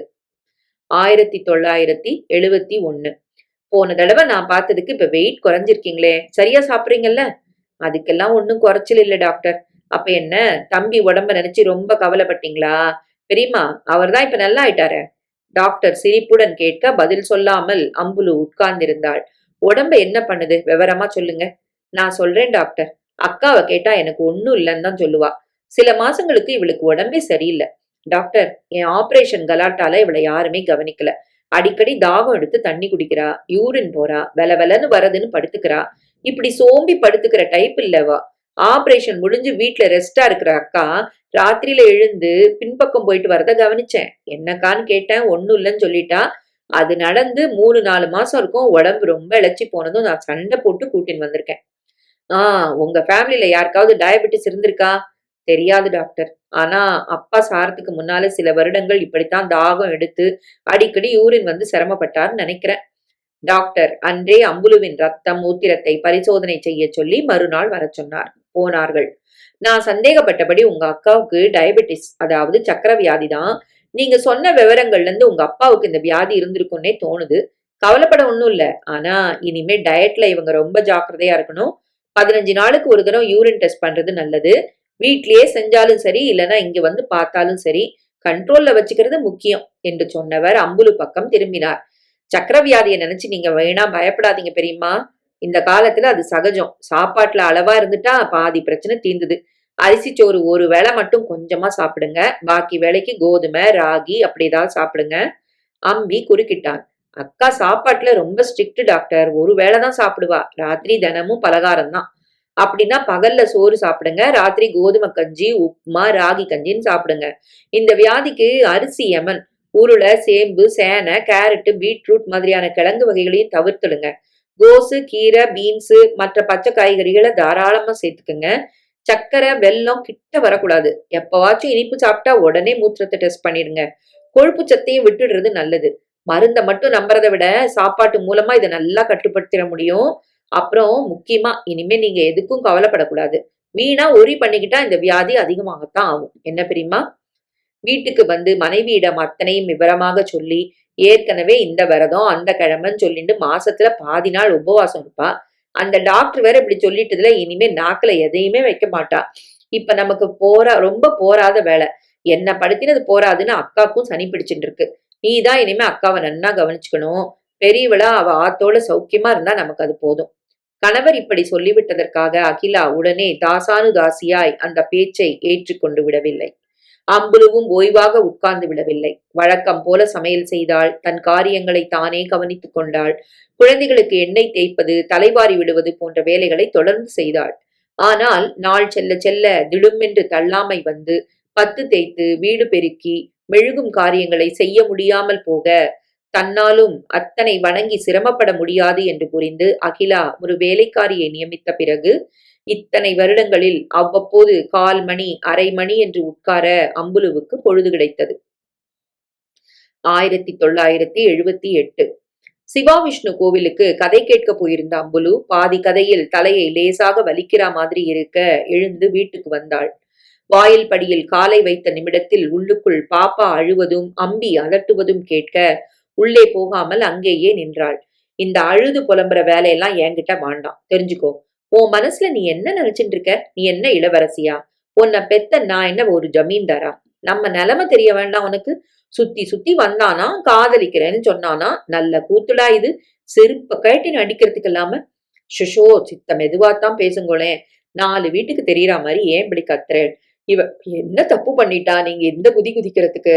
வாய மூடுறி. இவளுக்கு உன் சப்போர்ட் வேறையா? என்ன பண்ணிட்டான்னா கேக்குறேன். நான் கேக்குறதுக்கு பதட்டப்படாம நீங்க பதில் சொல்லுங்க. பாப்பா கண்ணுக்கு ராஜாத்தியா இருக்கா. பெரிய மனுஷா வீட்டு பிள்ளை. இந்த அழுக்கு ஆசைப்பட்டுன்னு தானாவே வலிய வந்தா அதுக்கு இவ என்ன பண்ணுவோம்? அந்த பையனும் தப்பா நடந்துக்கலையே. எனக்கு உன்னை பிடிச்சிருக்கு, கல்யாணம் பண்ணிக்க ஆசைப்படுறேன். எங்க அப்பா அம்மாட்ட நான் பேசி தயார் பண்ண அப்புறம் தான் சொல்றேன். உங்க அப்பா வந்து பேச சொல்லுன்னு சொல்லியிருக்கான். இதுல தப்பு தண்டா என்ன இருக்கு? பெரியவா நாம இருக்கிறச்ச சிரிச்சுகளா பேசி முடிக்கிற காரியமாடி இது. நம்ம குடும்பம் என்ன, குலம் கோத்திரம் என்ன, எல்லாம் அவளும் நம்ம ஜாதி மனுஷாதான்னா. அது மட்டும் போருமாடி. ஜாதகம் மத்த பொருத்தம் எல்லாம் பார்க்க வேண்டாமா? ஆமா, ஜாதகம் 100 பொருத்தம் பார்த்து பண்ணவா ரொம்ப ஓஹோன்னு வாழ்ந்துட்டாளாக்கும். யார மனசுல வச்சுன்னு பேசுறா அகிலா? அக்காவையா? நான் யாரையும் எதுவும் சொல்லல. நீங்க வரிஞ்சு கட்டின்னு கிளம்பாதீங்கோ. பாப்பாவோட அழகுக்கு பெரிய இடம் தானா வந்திருக்கு. பையனுக்கு பொண்ணையும் பொண்ணுக்கு பிள்ளையும் பிடிச்சிருக்கு. இனிமே பெத்தவாள லட்சணமா நாம தான் மேற்கொண்டு செய்யறத செய்யணும். நீ பாட்டுக்கு பேசுண்டே போனா என்னடி அர்த்தம்? பெரிய என்ஜினியர் அந்த பையனோட அப்பா. சொந்தமா வீடு, காருன்னு தடபுடலா இருக்கார். இவனும் டாக்டர் படிப்பு படிச்சு கடைசி வருஷத்துல இருக்கான். நம்ம ஸ்திதிக்கு ஏத்த இடம் இல்ல அகலா. நிதானிச்சுன்னு பேசு. மனசு வச்சா மார்க்கம் இல்லையாக்கும். என்ன சொல்ல வர நீ? நிலத்துல விளையறத குடியானவன் கண்ணுலயே காட்ட மாட்டேங்கிறான். பூதமா ஒரு வீடு ஒண்ணுத்துக்கும் பிரயோஜனம் இல்லாம இருக்கு. ரெண்டையும் வித்தா 50,000 60,000 தேராதா? அதுல 3/4 எடுத்து ஜாம் ஜாம்னு கல்யாணத்தை நடத்த முடியாதா? யோசிச்சு பாருங்க. நாளைக்கு நம்ம பொண்ணு அமோகமா இருந்தா நமக்கு தானே பெருமை. மூத்தவளுக்கு இருக்கிறதெல்லாம் வாரி விட்டுட்டா அடுத்தவளுக்கு இத வச்சுன்னு இவளுக்கு இப்ப செய்யறது, அடுத்தவளுக்கு இன்னும் எப்படியும் 4-5 வருஷம் ஆகும். உங்க ஆபீஸ்ல பிஎஃப்ல இருந்து கடன் வாங்குறது. பொண்களை பெத்துட்டா மட்டும் ஆச்சா? சரியா கரையேத்த வேண்டாமா? கடைசி ரெண்டும் நல்ல வேலையா பிள்ளைகள். இப்போதைக்கு அதுகளை பத்தி கவலை இல்ல. நிலம் வேணா என்னோடது வித்துடலாம். ஆனா வீடு அது அக்காதாச்சே. நிலைமை இப்படின்னு சொன்னா உங்க அக்காவா மாட்டேன்னு சொல்ல போறா. அவருக்கு நம்மளை விட்டா வேற யாரு? அதுக்குல்ல வந்து இந்த பாருங்க, வந்து போயின்னு சொல்லிட்டு வந்திருக்கிற சம்பந்தத்தை தட்டி விட்டுடாதீங்கோ. பேசுற தினசுல உங்க அக்காட்ட பேசிடுங்கோ. சொல்லிட்டேன். கோணாமான்னு எதையாவது சொல்லி தடுக்க வழி பண்ணிடாதீங்கோ. முக்கியமா பாப்பாவுக்கு இந்த பையனை பண்ணிக்கணும்னு ஆசை இருக்கு. அத புரிஞ்சுக்கோங்க. அம்பி புரிந்து கொண்டானோ இல்லையோ, அம்புலு கச்சிதமாய் புரிந்து கொண்டாள்.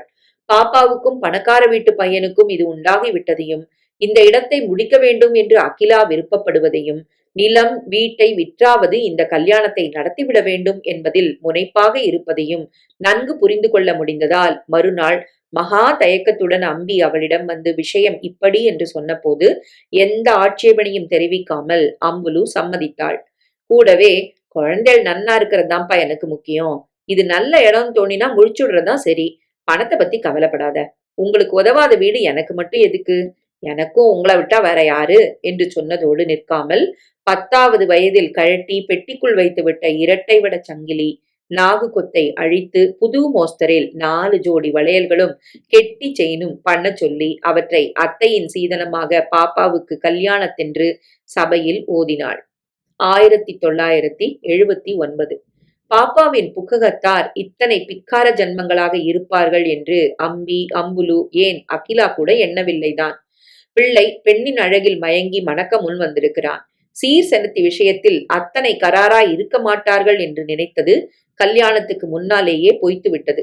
மாமியார்காரி நிச்சயதார்த்தத்துக்கு பிறகு பெரிய லிஸ்டை கொடுத்து வாங்க சொன்னதும் மாப்பிள்ளை முரளி தனிமையில் இதை எப்படியாவது பண்ணிடுங்கோ, சபையில கௌரவமா இருக்கணும், அப்புறம் நான் பாத்துக்கிறேன் என்று தைரியம் சொல்ல நிலம் வித்த பணத்தில் குறைவில்லாமல் அம்பி திருமணத்தை நடத்தினான்.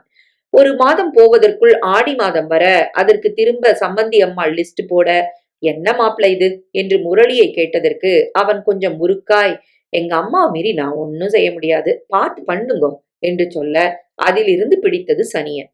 ஆடிச்சீர், தலை தீபாவளி, கார்த்திகை, பொங்கல், மண்ணாங்கட்டி, லொட்டு லொசுக்கு, நிலம் விற்ற பணம், வீடு விற்ற பணம் என்று அத்தனையும் ஒரே வருடத்தில் காலியாக்கியது போதாது என்று திரும்பி பார்ப்பதற்குள் வந்து நின்ற வளைகாப்புக்கு ஆபீஸில் லோன் போட வேண்டிய நிலைமை வர சிரித்த முகமாக இருந்த அம்பி கொஞ்சம் கொஞ்சமாக சிடுசிடுக்க துவங்கினான். இதன் நடுவில் தன் பங்குக்கு தானும் துள்ள எண்ணி அம்புலுவின் டயபெட்டிஸ் தலை தூக்கியது. தாகம், தொண்டை வறட்சி, படபடப்பு, தலை சுற்றல், பலகீனம் தாங்க மாட்டாமல் போக டாக்டரை போய் பார்த்து யூரின் டெஸ்ட் செய்த போது அது செங்கல் நிறத்தை காட்டி தலையில் கல்லை தூக்கி போடட்டுமா என்றது. பிரிக் ரெட் கலர்னா மோசமான நிலை ஆச்சே, எப்படி இத்தனை தூரத்துக்கு வர விட்டீங்க? டயட்ல கட்டுப்பாடோடு தானே இருக்கீங்க என்று கோபித்து விட்டு இன்சுலின் இன்ஜெக்ஷன் காலையிலும் மாலையிலும் உடனடியாக எடுப்பது அவசியம் என்று டாக்டர் சிகிச்சையை ஆரம்பித்தார். அந்த 1 வாரத்துக்கு தினமும் மூத்திரத்தை பரிசோதிக்க செய்தார். கொஞ்சம் கட்டுப்பட்டு மூத்திரத்தின் நிறம் மங்கலான பிறகு இன்சுலின் அளவை குறைத்தார். சாப்பாட்டுல கண்டிப்பாருங்க, வாரம் 1 தடவை டெஸ்ட் பண்ணிக்கங்க என்று அவர் சொன்னதற்கு தலையாட்டி விட்டு வந்தவளுக்கு வீட்டில் முதல் முறையாக எதிர்ப்பு சின்னதாக எழுந்தது. வாரம் சிறுநீரை பாட்டிலில் பிடித்து வைப்பதும் சுரேஷிடம் கொடுத்து பரிசோதனைக்கு அனுப்புவதும் 2 ரூபாயை அதற்காக செலவிடுவதும் அகிலாவுக்கு ஏனோ அதிகப்படி தொந்தரவாக செலவாக தோன்றிவிட புருஷன் அருகில் இல்லாத போது தைரியமாய் முணுமுணுக்க துவங்கினாள். கர்மம் கர்மம், மூத்திரத்தை தான் கையால தொடர்ந்து போதாதுன்னு குழந்தைகளையும் தொட சொல்லணுமா என்றாள். படிக்கிற பிள்ளையாச்சே, தொணன்னு வேலை சொல்லாம இருப்போன்னு யார் நினைக்கிறா என்றாள். வாரம் இது ஒரு தண்ட செலவு, தோட்டத்துல காய்க்கிற மாதிரி எல்லாரும் ராஜ வைத்தியம் நடக்கணும்னு எதிர்பார்த்தா எப்படி என்றாள். மொத்தத்தில் மேற்கொண்டு 2 மாதங்கள் போவதற்குள் அகிலாவின் எரிச்சலை குறைக்கும் நோக்கோடு அம்புலு தானே வீட்டில் சிறுநீரை பரிசோதிக்க தலைப்பட்டாள். டாக்டரின் அறிவுரைப்படி ஒரு ஸ்பிரிட் விளக்கை வாங்கி வைத்துக் கொண்டு சிறிதளவு சிறுநீரை கண்ணாடி குழாயில் காய்ச்சி 2-3 சொட்டுகள் பெனடிக்ட் சொல்யூஷனை விட்டு நிறமாற்றத்தை கொண்டு சர்க்கரையின் அளவு எவ்வளவு இருக்கிறது என்று தெரிந்து கொள்ள பழகி கொண்டாள். 2 நாட்களுக்கு ஒரு தரம் காலையில் குளிக்கும் போது இப்படி பரிசோதித்துக் கொள்கையில், என்ன பாவம் செய்தனோ இப்படியெல்லாம் செஞ்சு பார்க்க என்று வருத்தம் அவளுள் எழும். வர வர அவளால் முன்னைப்போல் எந்த காரியத்தையும் செய்ய முடியாமல் இருப்பதை அவளாலேயே உணர முடிந்தது. காலத்தின் கோலம். எனக்கு இப்போது வயதென்ன? 59ஆ? அதற்குள் ஏன் இத்தனை தள்ளாமை? இந்த பலகீனத்துக்கு சர்க்கரை வியாதியா காரணம்? ராத்திரி நிம்மதியாய் தூங்கக்கூட முடியாதபடி தினமும் காலில் ஆடு சதியை கொரக்களி பிடித்து இழுக்கிறதே. காதில் படபடவென இதயம் இறைகிறதே. இதை டாக்டரிடம் சொல்லி மருந்தை வாங்கிக் கொள்ளலாமா? வேண்டாம். ஏற்கனவே ஊர்பட்ட மருந்து செலவு, அதோடு இதுவும் சேர்ந்து கொள்ள வேண்டாம். பாவம் அம்பி, அவன் ஒருத்தன்தான் என்ன பண்ணுவான்? ஆபீஸுக்கு போய் வருவதற்குள் அவன் ஆடி போய் விடுகிறான். ஆபரேஷன் ஆன உடம்பு, தெம்பில்லை. ஆனாலும் இந்த சம்பந்தி வீட்டார் இப்படி படுத்த வேண்டாம். இந்த காலத்தில் இப்படி ஒரு சம்பந்தி அம்மாளா? அந்த பிராமணனும் பிள்ளையும் வாயை திறக்க மாட்டேன் என்கிறார்களே. உசந்த இடம் என்று கழுநீர் பானையில் கைவிட்டு விட்டோமோ? ஆயிற்று. இரண்டாம் அவள் 18 வயதில் நிற்கிறாள். அடுத்த வருடமோ அதற்கும் அடுத்த வருடமோ அவளுக்கும் ஒரு வழி பண்ண வேண்டும். பிள்ளை சுரேஷுக்கு இப்போது 16 வயது. டாக்டருக்கு படிக்க போறேன், ஆசையா இருக்கு என்கிறான். அதற்கு என்ன பணம் செலவாகுமோ? இதற்கெல்லாம் அம்பி என்ன செய்ய போகிறான்? எப்படி சமாளிக்க போகிறான்? தனக்குத்தானே மருகிக் கொண்டு அம்புலு தவித்து போனதற்கு ஏற்ப திரும்ப அம்பிக்கு பழைய வயிற்று வலி வரத் தொடங்கியது. வலி என்றால் பயங்கர வலி. டாக்டர் விஜயம், பரிசோதனைகள், மீண்டும் பேரியம் மீல் எக்ஸ்ரே. அதே வயிற்றுப்புண் சமாச்சாரம் தானாம். டாக்டருக்கு கோபமான கோபம். குடிக்கிற பழக்கம் உண்டா உங்களுக்கு? ஐயோ, அதெல்லாம் கிடையாது டாக்டர். அம்பி பதறினான். அப்ப திரும்ப எப்படி இந்த அளவுக்கு புண்ணு வந்திருக்கு? காரம் புளி எல்லாம் அதிகமா சாப்பிட துவங்கிட்டீங்களா? இது நிஜம். அம்புலு சமைத்தால் பார்த்து பார்த்து தம்பிக்கு என்று தினமும் 2 சமையல் செய்வாள். அகிலா அள்ளி போட்டு ஒன்றாக செய்வதோடு சரி. வயிறு சரியாகிவிட்டது என்ற நினைப்பில் பெண்டாட்டியை வேலை வாங்க தயங்க சாப்பாட்டில் இருந்த கெடுபிடி குறைந்து விட்டது. அம்பி தலையை குனிந்து கொண்டான். நல்ல வேளையா ரொம்ப பாதிப்பு இல்ல. 1 மாசம் மருந்து சாப்பிட்டு கவனமா இருங்க. ஆபரேஷன் இல்லாம சமாளிச்சிடலாமான்னு பார்க்கலாம். அம்பி 1 மாதம் லீவு போட்டான். 1 மாதத்தில் வலி சரியாகாததால் விடுப்பு தொட்டு தொட்டு 3 மாதமாக நீண்டு போனது. அதில் சம்பளம் இல்லாமல் 40 நாட்கள். பணப்புழக்கம் குறைய குறைய வீட்டில் பால், தயிர், காய்கறிகள் தாராளமாக வாங்குவது கட்டுப்படுத்தப்பட்டது. ஐஸ்கிரீம் வேணும் என்ற ஹரிக்கு வசவு கிடைத்தது. சினிமா என்று பேச்சு எடுத்தால் அம்பி பிசாசாக கத்தத் துவங்கினான். சிக்கனம் சிக்கனம், எதிலும் சிக்கனம். இத்தனை போதாது என்று அம்புலுவுக்கு வெள்ளை திரையாய் கண்ணில் சதை வளர ஆரம்பித்ததும் இந்த சமயத்தில்தான். 1981. அம்புலு திண்ணையிலிருந்து நிதானமாக எழுந்தாள். காலை தேய்த்து ஒவ்வொரு அடியாக நடந்து உள்ளே போனாள். வாசல் வெளிச்சத்தில் நிழலாக தெரிந்த உருவங்கள் வீட்டுக்குள் இருந்த அரைகுறை இருட்டில் சுத்தமாக மங்கிவிட சுவரை தடவி மெதுவாக நகர வேண்டியிருந்தது. 7-8 மாதத்துக்குள் படிப்படியாக பார்வை புத்து போய்விட்டதில் இப்போதெல்லாம் கொஞ்சம் இருட்டிவிட்டால் கூட குருடுதான். எதற்கும் பிறர் தயவை எதிர்பார்க்க வைக்கும் இயலாமைதான். ஐயோ அத்தை, என் புக்ஸ மிதிச்சிட்டலே. அம்மா பாருமா இந்த அத்தைய, மேப் வரைய வச்சிருந்த பேப்பரை மிதிச்சு அழுக்காயிட்டாமா. ஹரி குரல் எடுத்து கத்த, வைத்த காலை சட்டென்று அம்புலு இழுத்து கொண்டாள். தெரியாம மிதிச்சுட்டேன்டா கண்ணா, கத்தாதப்பா. கண் தெரியலன்னு நானும் மெதுவாத்தான் வரேன். பேப்பர் இருக்கிறது புரியாம மிதிச்சிட்டேன் போல இருக்கு.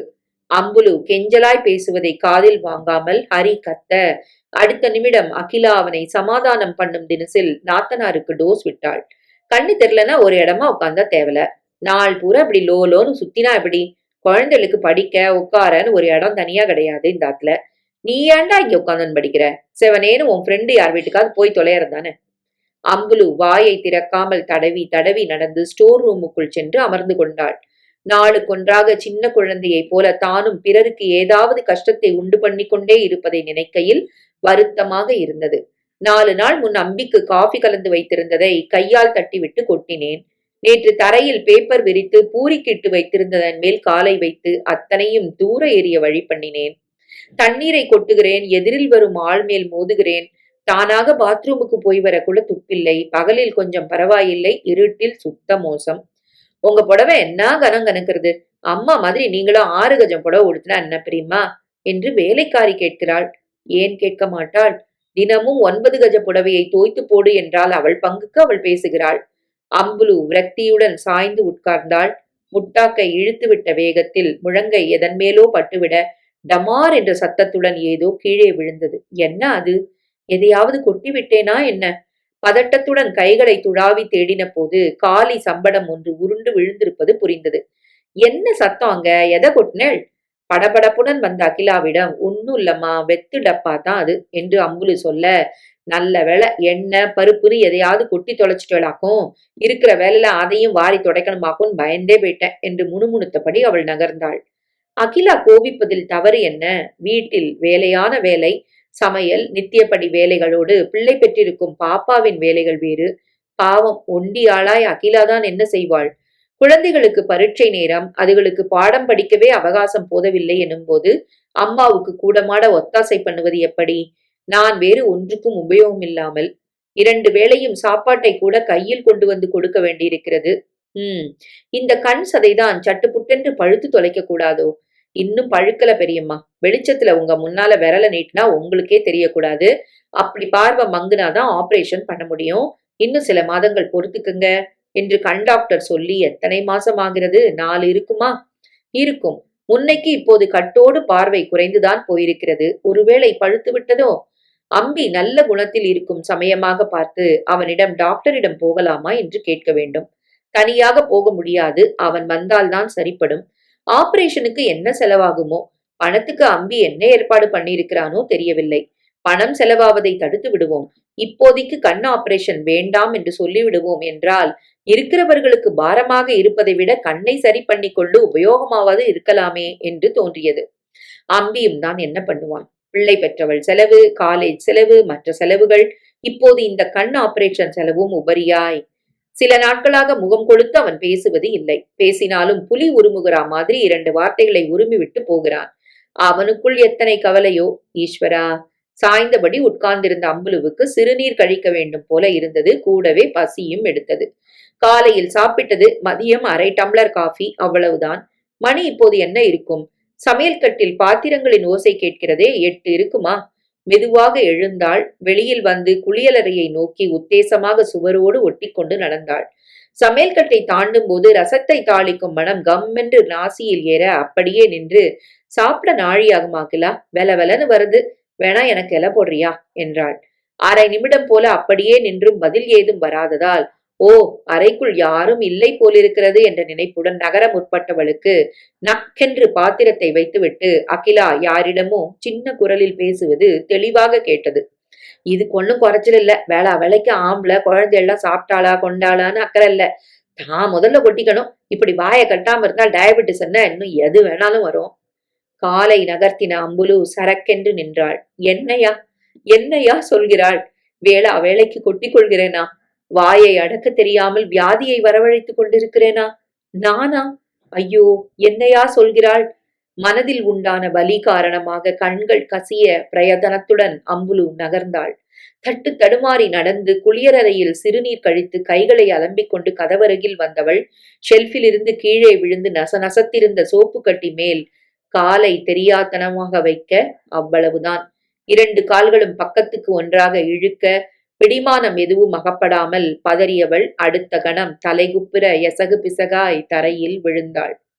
சொம்பு உருண்டு அண்டாவில் மோதிய சத்தம் வெளியில் பெரிதாய் கேட்டிருக்க வேண்டும். அப்போதுதான் ஆபீஸிலிருந்து உள்ளே நுழைந்த அம்பி பதறிக்கொண்டு கதவருகில் வந்து என்னாச்சு என்று குரல் கொடுத்தான். மல்லாந்து கிடந்த அம்புலுவால் உடனே எழுந்திருக்க முடியவில்லை. துடைக்கருகில் எம்மா வலி. கதவில் இடிபட்ட இடத்தில் மண்டை விண்ணென்றது. அக்கா, வரேன். என்னாச்சு? கதவை திறேன். விழுந்துட்டேன், இரு வரேன். எப்படியோ நகர்ந்து தாழ்பாளை விலக்கினாள். கதவை திறந்த அம்பி திடுக்கிட்டு போனார். தரையில் அக்கா, நெற்றியில் ரத்தம், கண்களில் பிரவாகமாய் ஜலம். எதுக்காக தனியா பாத்ரூம்க்கு வர? யாரையாவது துணைக்கு கூப்பிட்டுக்கோன்னு எத்தனை தடவை சொல்லியிருக்கேன்? கத்திக்கொண்டே அவளை குனிந்து தூக்க முயல ஹா என்று அலறினாள் அம்பு. வலிக்கிறதுடா, கால் வலிக்கிறதுடா. சுரேஷை அழைத்து ஒரு பக்கம் பிடித்துக் கொள்ள சொல்லி தாங்கியபடி தூக்கி கூடத்துக்கு கொண்டு வந்தான். குருவென்று தொடை வீங்கிக் கொள்வது பயமாக இருக்க டாக்ஸி பிடித்து வந்து உடனே ஜிஹெச்சுக்கு கொண்டு சென்றான். அவன் பயந்தது சரிதான். துடை எலும்பில் முறிவு. 6 வாரத்திலிருந்து 8 வாரங்கள் வரை மாவுக்கட்டில் இருக்க வேண்டும். அப்புறமா எக்ஸ்ரே எடுத்து பார்த்தால்தான் எலும்பு சேர்ந்திருக்கிறதா இல்லையா என்று சொல்ல முடியும் என்றார்கள். அந்த 6 வாரங்கள் அம்புலுவை பொறுத்தவரை மகா சோதனையான நாட்கள். கட்டிலை விட்டு இந்தண்டை அந்தண்டை போக முடியாது. சாப்பிட, தண்ணீர் குடிக்க, பாத்ரூம் போக, குளிக்க என்று அத்தனையும் பிறர் தயவில்தான். 6 வாரம் அவளுக்கு பணிவிடைகள் செய்வதற்குள் வீட்டிலிருந்த அனைவரும் அம்பி உட்பட சோர்ந்துதான் போனார்கள். இதன் கூடவே டயபெட்டிஸ் கோளாறு வேறு, மூத்திரத்தை சோதிப்பது, மருந்து அல்லது இன்சுலின் இன்ஜெக்ஷன் போடுவது என்று அந்த சிற்றுச்சை வேறு. அத்தனை பேருக்கும் பாரமாக போய்விட்டோம் என்று குன்றிப்போன அம்புலு சாப்பாட்டை குறைத்தாள். விக்கல் எடுத்தால் கூட தண்ணீர் கேட்காமல் இருந்தாள். முடிந்தவரை யாரிடமும் எதுவும் பேசி தொணதொணக்காமல் சதா ராம ராம என்று ராமஜபம் பண்ணிக்கொண்டே அந்த 6 வாரங்களை கழித்தாள். டாக்டர் சொன்ன கெடுமுடிய இன்னும் 2 நாட்கள் தான் பாக்கி. பகவான் புண்ணியத்தில் எலும்பு ஒட்டி கொண்டு விட்டால் தேவலை. அப்புறம் கண் சிகிச்சையை உடனடியாக செய்து கொண்டு இருக்கிற வரைக்கும் உபகாரமாய் இருந்து விடலாம். மனதில் என்னென்னவோ எதிர்பார்ப்புகள் வளர்ந்துவிட அன்றிரவு அம்புலுவால் சரியாக தூங்க முடியவில்லை. விடியும் முன்னரே விழிப்பு கொடுத்து விட்டது. படுக்க பிடிக்காமல் பாயில் எழுந்து உட்கார்ந்தாள். உள்ளறையில் அம்பியும் அகிலாவும் விழித்துக் கொண்டு சின்ன குரலில் எதையோ தீவிரமாக பேசுவது நிசப்தமான இரவில் தெளிவாக கேட்டது. 6 வாரமா நான் படுற பாடு எனக்கு தான் தெரியும். இனியும் இப்படியே நித்தமும் படணும்னா ஒரு நாள் இல்லாட்டா ஒரு நாள் எனக்கு பைத்தியம் தான் பிடிக்க போறது. என்ன பண்றது அகிலா, எல்லாம் நம்ம போராத காலம். போராத காலம்னா ஏதோ கொஞ்ச நாள் படுத்தோம், அப்புறம் சரியாயிடும். இப்படியா தொடர்ந்து காலை பிடிச்ச செனியனா ஆயுசுக்குமா? அம்பி பதில் சொல்லாமல் இருக்க அகிலா தொடர்ந்தாள். நேத்து ராத்திரி விஷயம் எப்படின்னு நீங்க சொன்னதுல இருந்து எனக்கு ஒண்ணுமே புரியாம படபடப்பா இருக்கு. என் பிரார்த்தனை காதுல விழுந்து கடவுள் தான் இப்படி ஒரு வழி காட்டியிருக்காருனே தோன்றது. ப்ரமோஷன், அதுவும் 400 ரூபாயோட. அம்மாடி, காலம் இருக்கிற இருப்புல எத்தனை பெரிய விஷயம் இது. ப்ரமோஷனை ஏத்துண்டா டெல்லிக்கு போக வேண்டி வரும் அகிலா. போனா என்ன, அமெரிக்கா தண்ணிப்பட்ட பாடா இருக்க இந்த காலத்துல. டெல்லிக்கெல்லாம் போக பயந்தா ஆகுமா? பணத்தை நினைச்சு பாருங்கோ. அக்காவை வச்சுன்னு நாம டெல்லிக்கு அது இதுன்னு நினைக்க முடியுமா? தெரியுமே, இப்படி சொல்லுவேன்னு எனக்கு தெரியுமே. சதா அக்கா அக்கான்னா எப்படி? குழந்தையிலையும் என்னையும் கொஞ்சம் ஞாபகப்படுத்திக்கோங்க. அவளுக்கு நம்மளை விட்டா யாரு சொல்லு? அதுக்காக அதான் 20 வருஷத்துக்கு மேல உட்கார வச்சு தாங்கியாச்சே, இன்னும் தாங்கணும்னா எப்படி? ஏன் உங்க மத்த அக்கா 2 பேருக்கு மட்டும் இவ அக்கா இல்லையா? செய்ய அவளுக்கும் பாத்தியது இல்லையா? நாளைக்கு கால் கட்ட பிரிச்சதும் அவாட்ட கொண்டு போய் சில மாசங்கள் இருக்கட்டுமே. நான் சொல்றதுல தப்பு என்ன? அவாட்ட அக்கா போக மாட்டா. அவ குணம் உனக்கு தெரியாதா? அகிலா விசும்புவது சன்னமாக கேட்டது. நானும் என் குழந்தைகளும் எக்கேடு கெட்டு போனா உங்களுக்கு என்ன? இத்தனை வருஷமா செஞ்சவோ இப்ப ஏண்டா இப்படி சொல்றான்னு யோசிச்சு பார்க்கணும். எனக்காகவா சொல்றேன்? பெரிய வேலை ப்ரமோஷன்னு போனா நாளைக்கு உங்களுக்கு தானே பெருமை. அழாத அகிலா, யோசிச்சு ஒரு முடிவுக்கு வரலாம். எதுக்காக இப்படி பதட்டப்படுற? நேத்திக்கு மாலதி இங்க வந்திருந்தா. உங்க அக்கா கிடக்கிற கிடப்ப பார்த்துட்டு என்ன சொன்னா தெரியுமா? இந்த மாதிரி கிழங்குல வச்சுக்கன்னு அங்கங்க ஹோம்ஸ் நடத்துறா, பேசாம அனாதன்னு சொல்லி அங்க கொண்டு விட்டுடுறது தானே. இல்லைன்னாலும் மாசம் கொஞ்சம் பணம் கொடுத்தா வச்சுக்கிறதுக்கு வேற இல்லங்கள் இருக்கு. எங்கேயாவது விட்டுட ஏற்பாடு பண்ணாம ஏன் அவஸ்தைப்படுற, தலையெழுத்தான்னு கேட்டா. நான் என்ன அவ சொல்ற மாதிரி ஹோம்ல விடலான்னு நான் சொல்றேன். எனக்கும் வயசாயின் வருது, என் மேல அக்கறை எடுத்துக்க நீங்க கொஞ்சம் முனைஞ்சா தேவல. மேற்கொண்டு கேட்க முடியாதது போல அம்புலு காதுகளை மூடிக்கொண்டாள். சொந்தக்காரர்கள் இருக்கையிலேயே ஒருவரை அவருக்கு வயதாகிவிட்டது, தள்ளாமை வந்து விட்டது என்ற காரணத்துக்காக அனாதை என்று சொல்லி இல்லங்களில் விட்டு விடலாமா? அப்படி கூடவா செய்கிறார்கள்? அகிலா பேசினதை மௌனமாய் அம்பி கேட்டுக்கொண்டிருந்தானே. வாயை மூடு என்று ஏன் ஒரு அதட்டல் போட துணியவில்லை?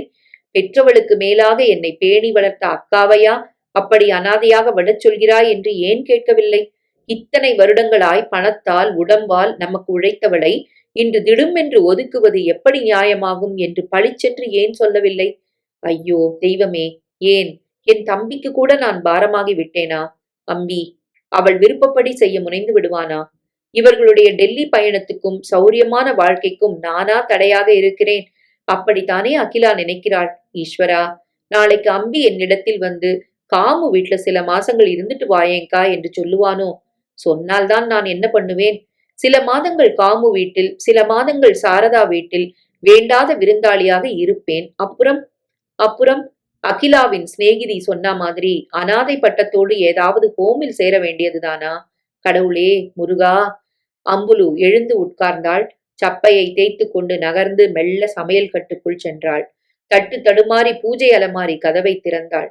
தடவி தடவி எண்ணெய் விட்டு திரியை தூண்டி தீக்குச்சியை கிழித்து விளக்கை ஏற்றினாள். மங்கலாக, ரொம்ப மங்கலாக தெரிந்த தீபத்தை வெறித்தாள். மனசு ஹோ ஹோ என்று ஆர்ப்பரிப்பது புரிந்தது. 2 கரங்களையும் கூப்பி தீபத்தின் சுடரை நோக்கி, கடவுளே, இத்தனை வருஷங்கள்ல எனக்குன்னு நான் உங்ககிட்ட எதுவுமே பிரார்த்திச்சுண்டதே இல்ல. இன்னைக்கு கேக்குறேன், சீக்கிரம் சாவ கொடுத்து எனக்கு நான் வாழற இந்த அர்த்தமில்லாத வாழ்க்கையிலிருந்து வழி கொடுப்பா என்று வாய்விட்டு வேண்டிய போது உள்ளுக்குள்ளிருந்து அழுகை வெடித்துக்கொண்டு வெளிப்பட அவள் அப்படியே மடிந்து வாய்விட்டு அழ ஆரம்பித்தாள்.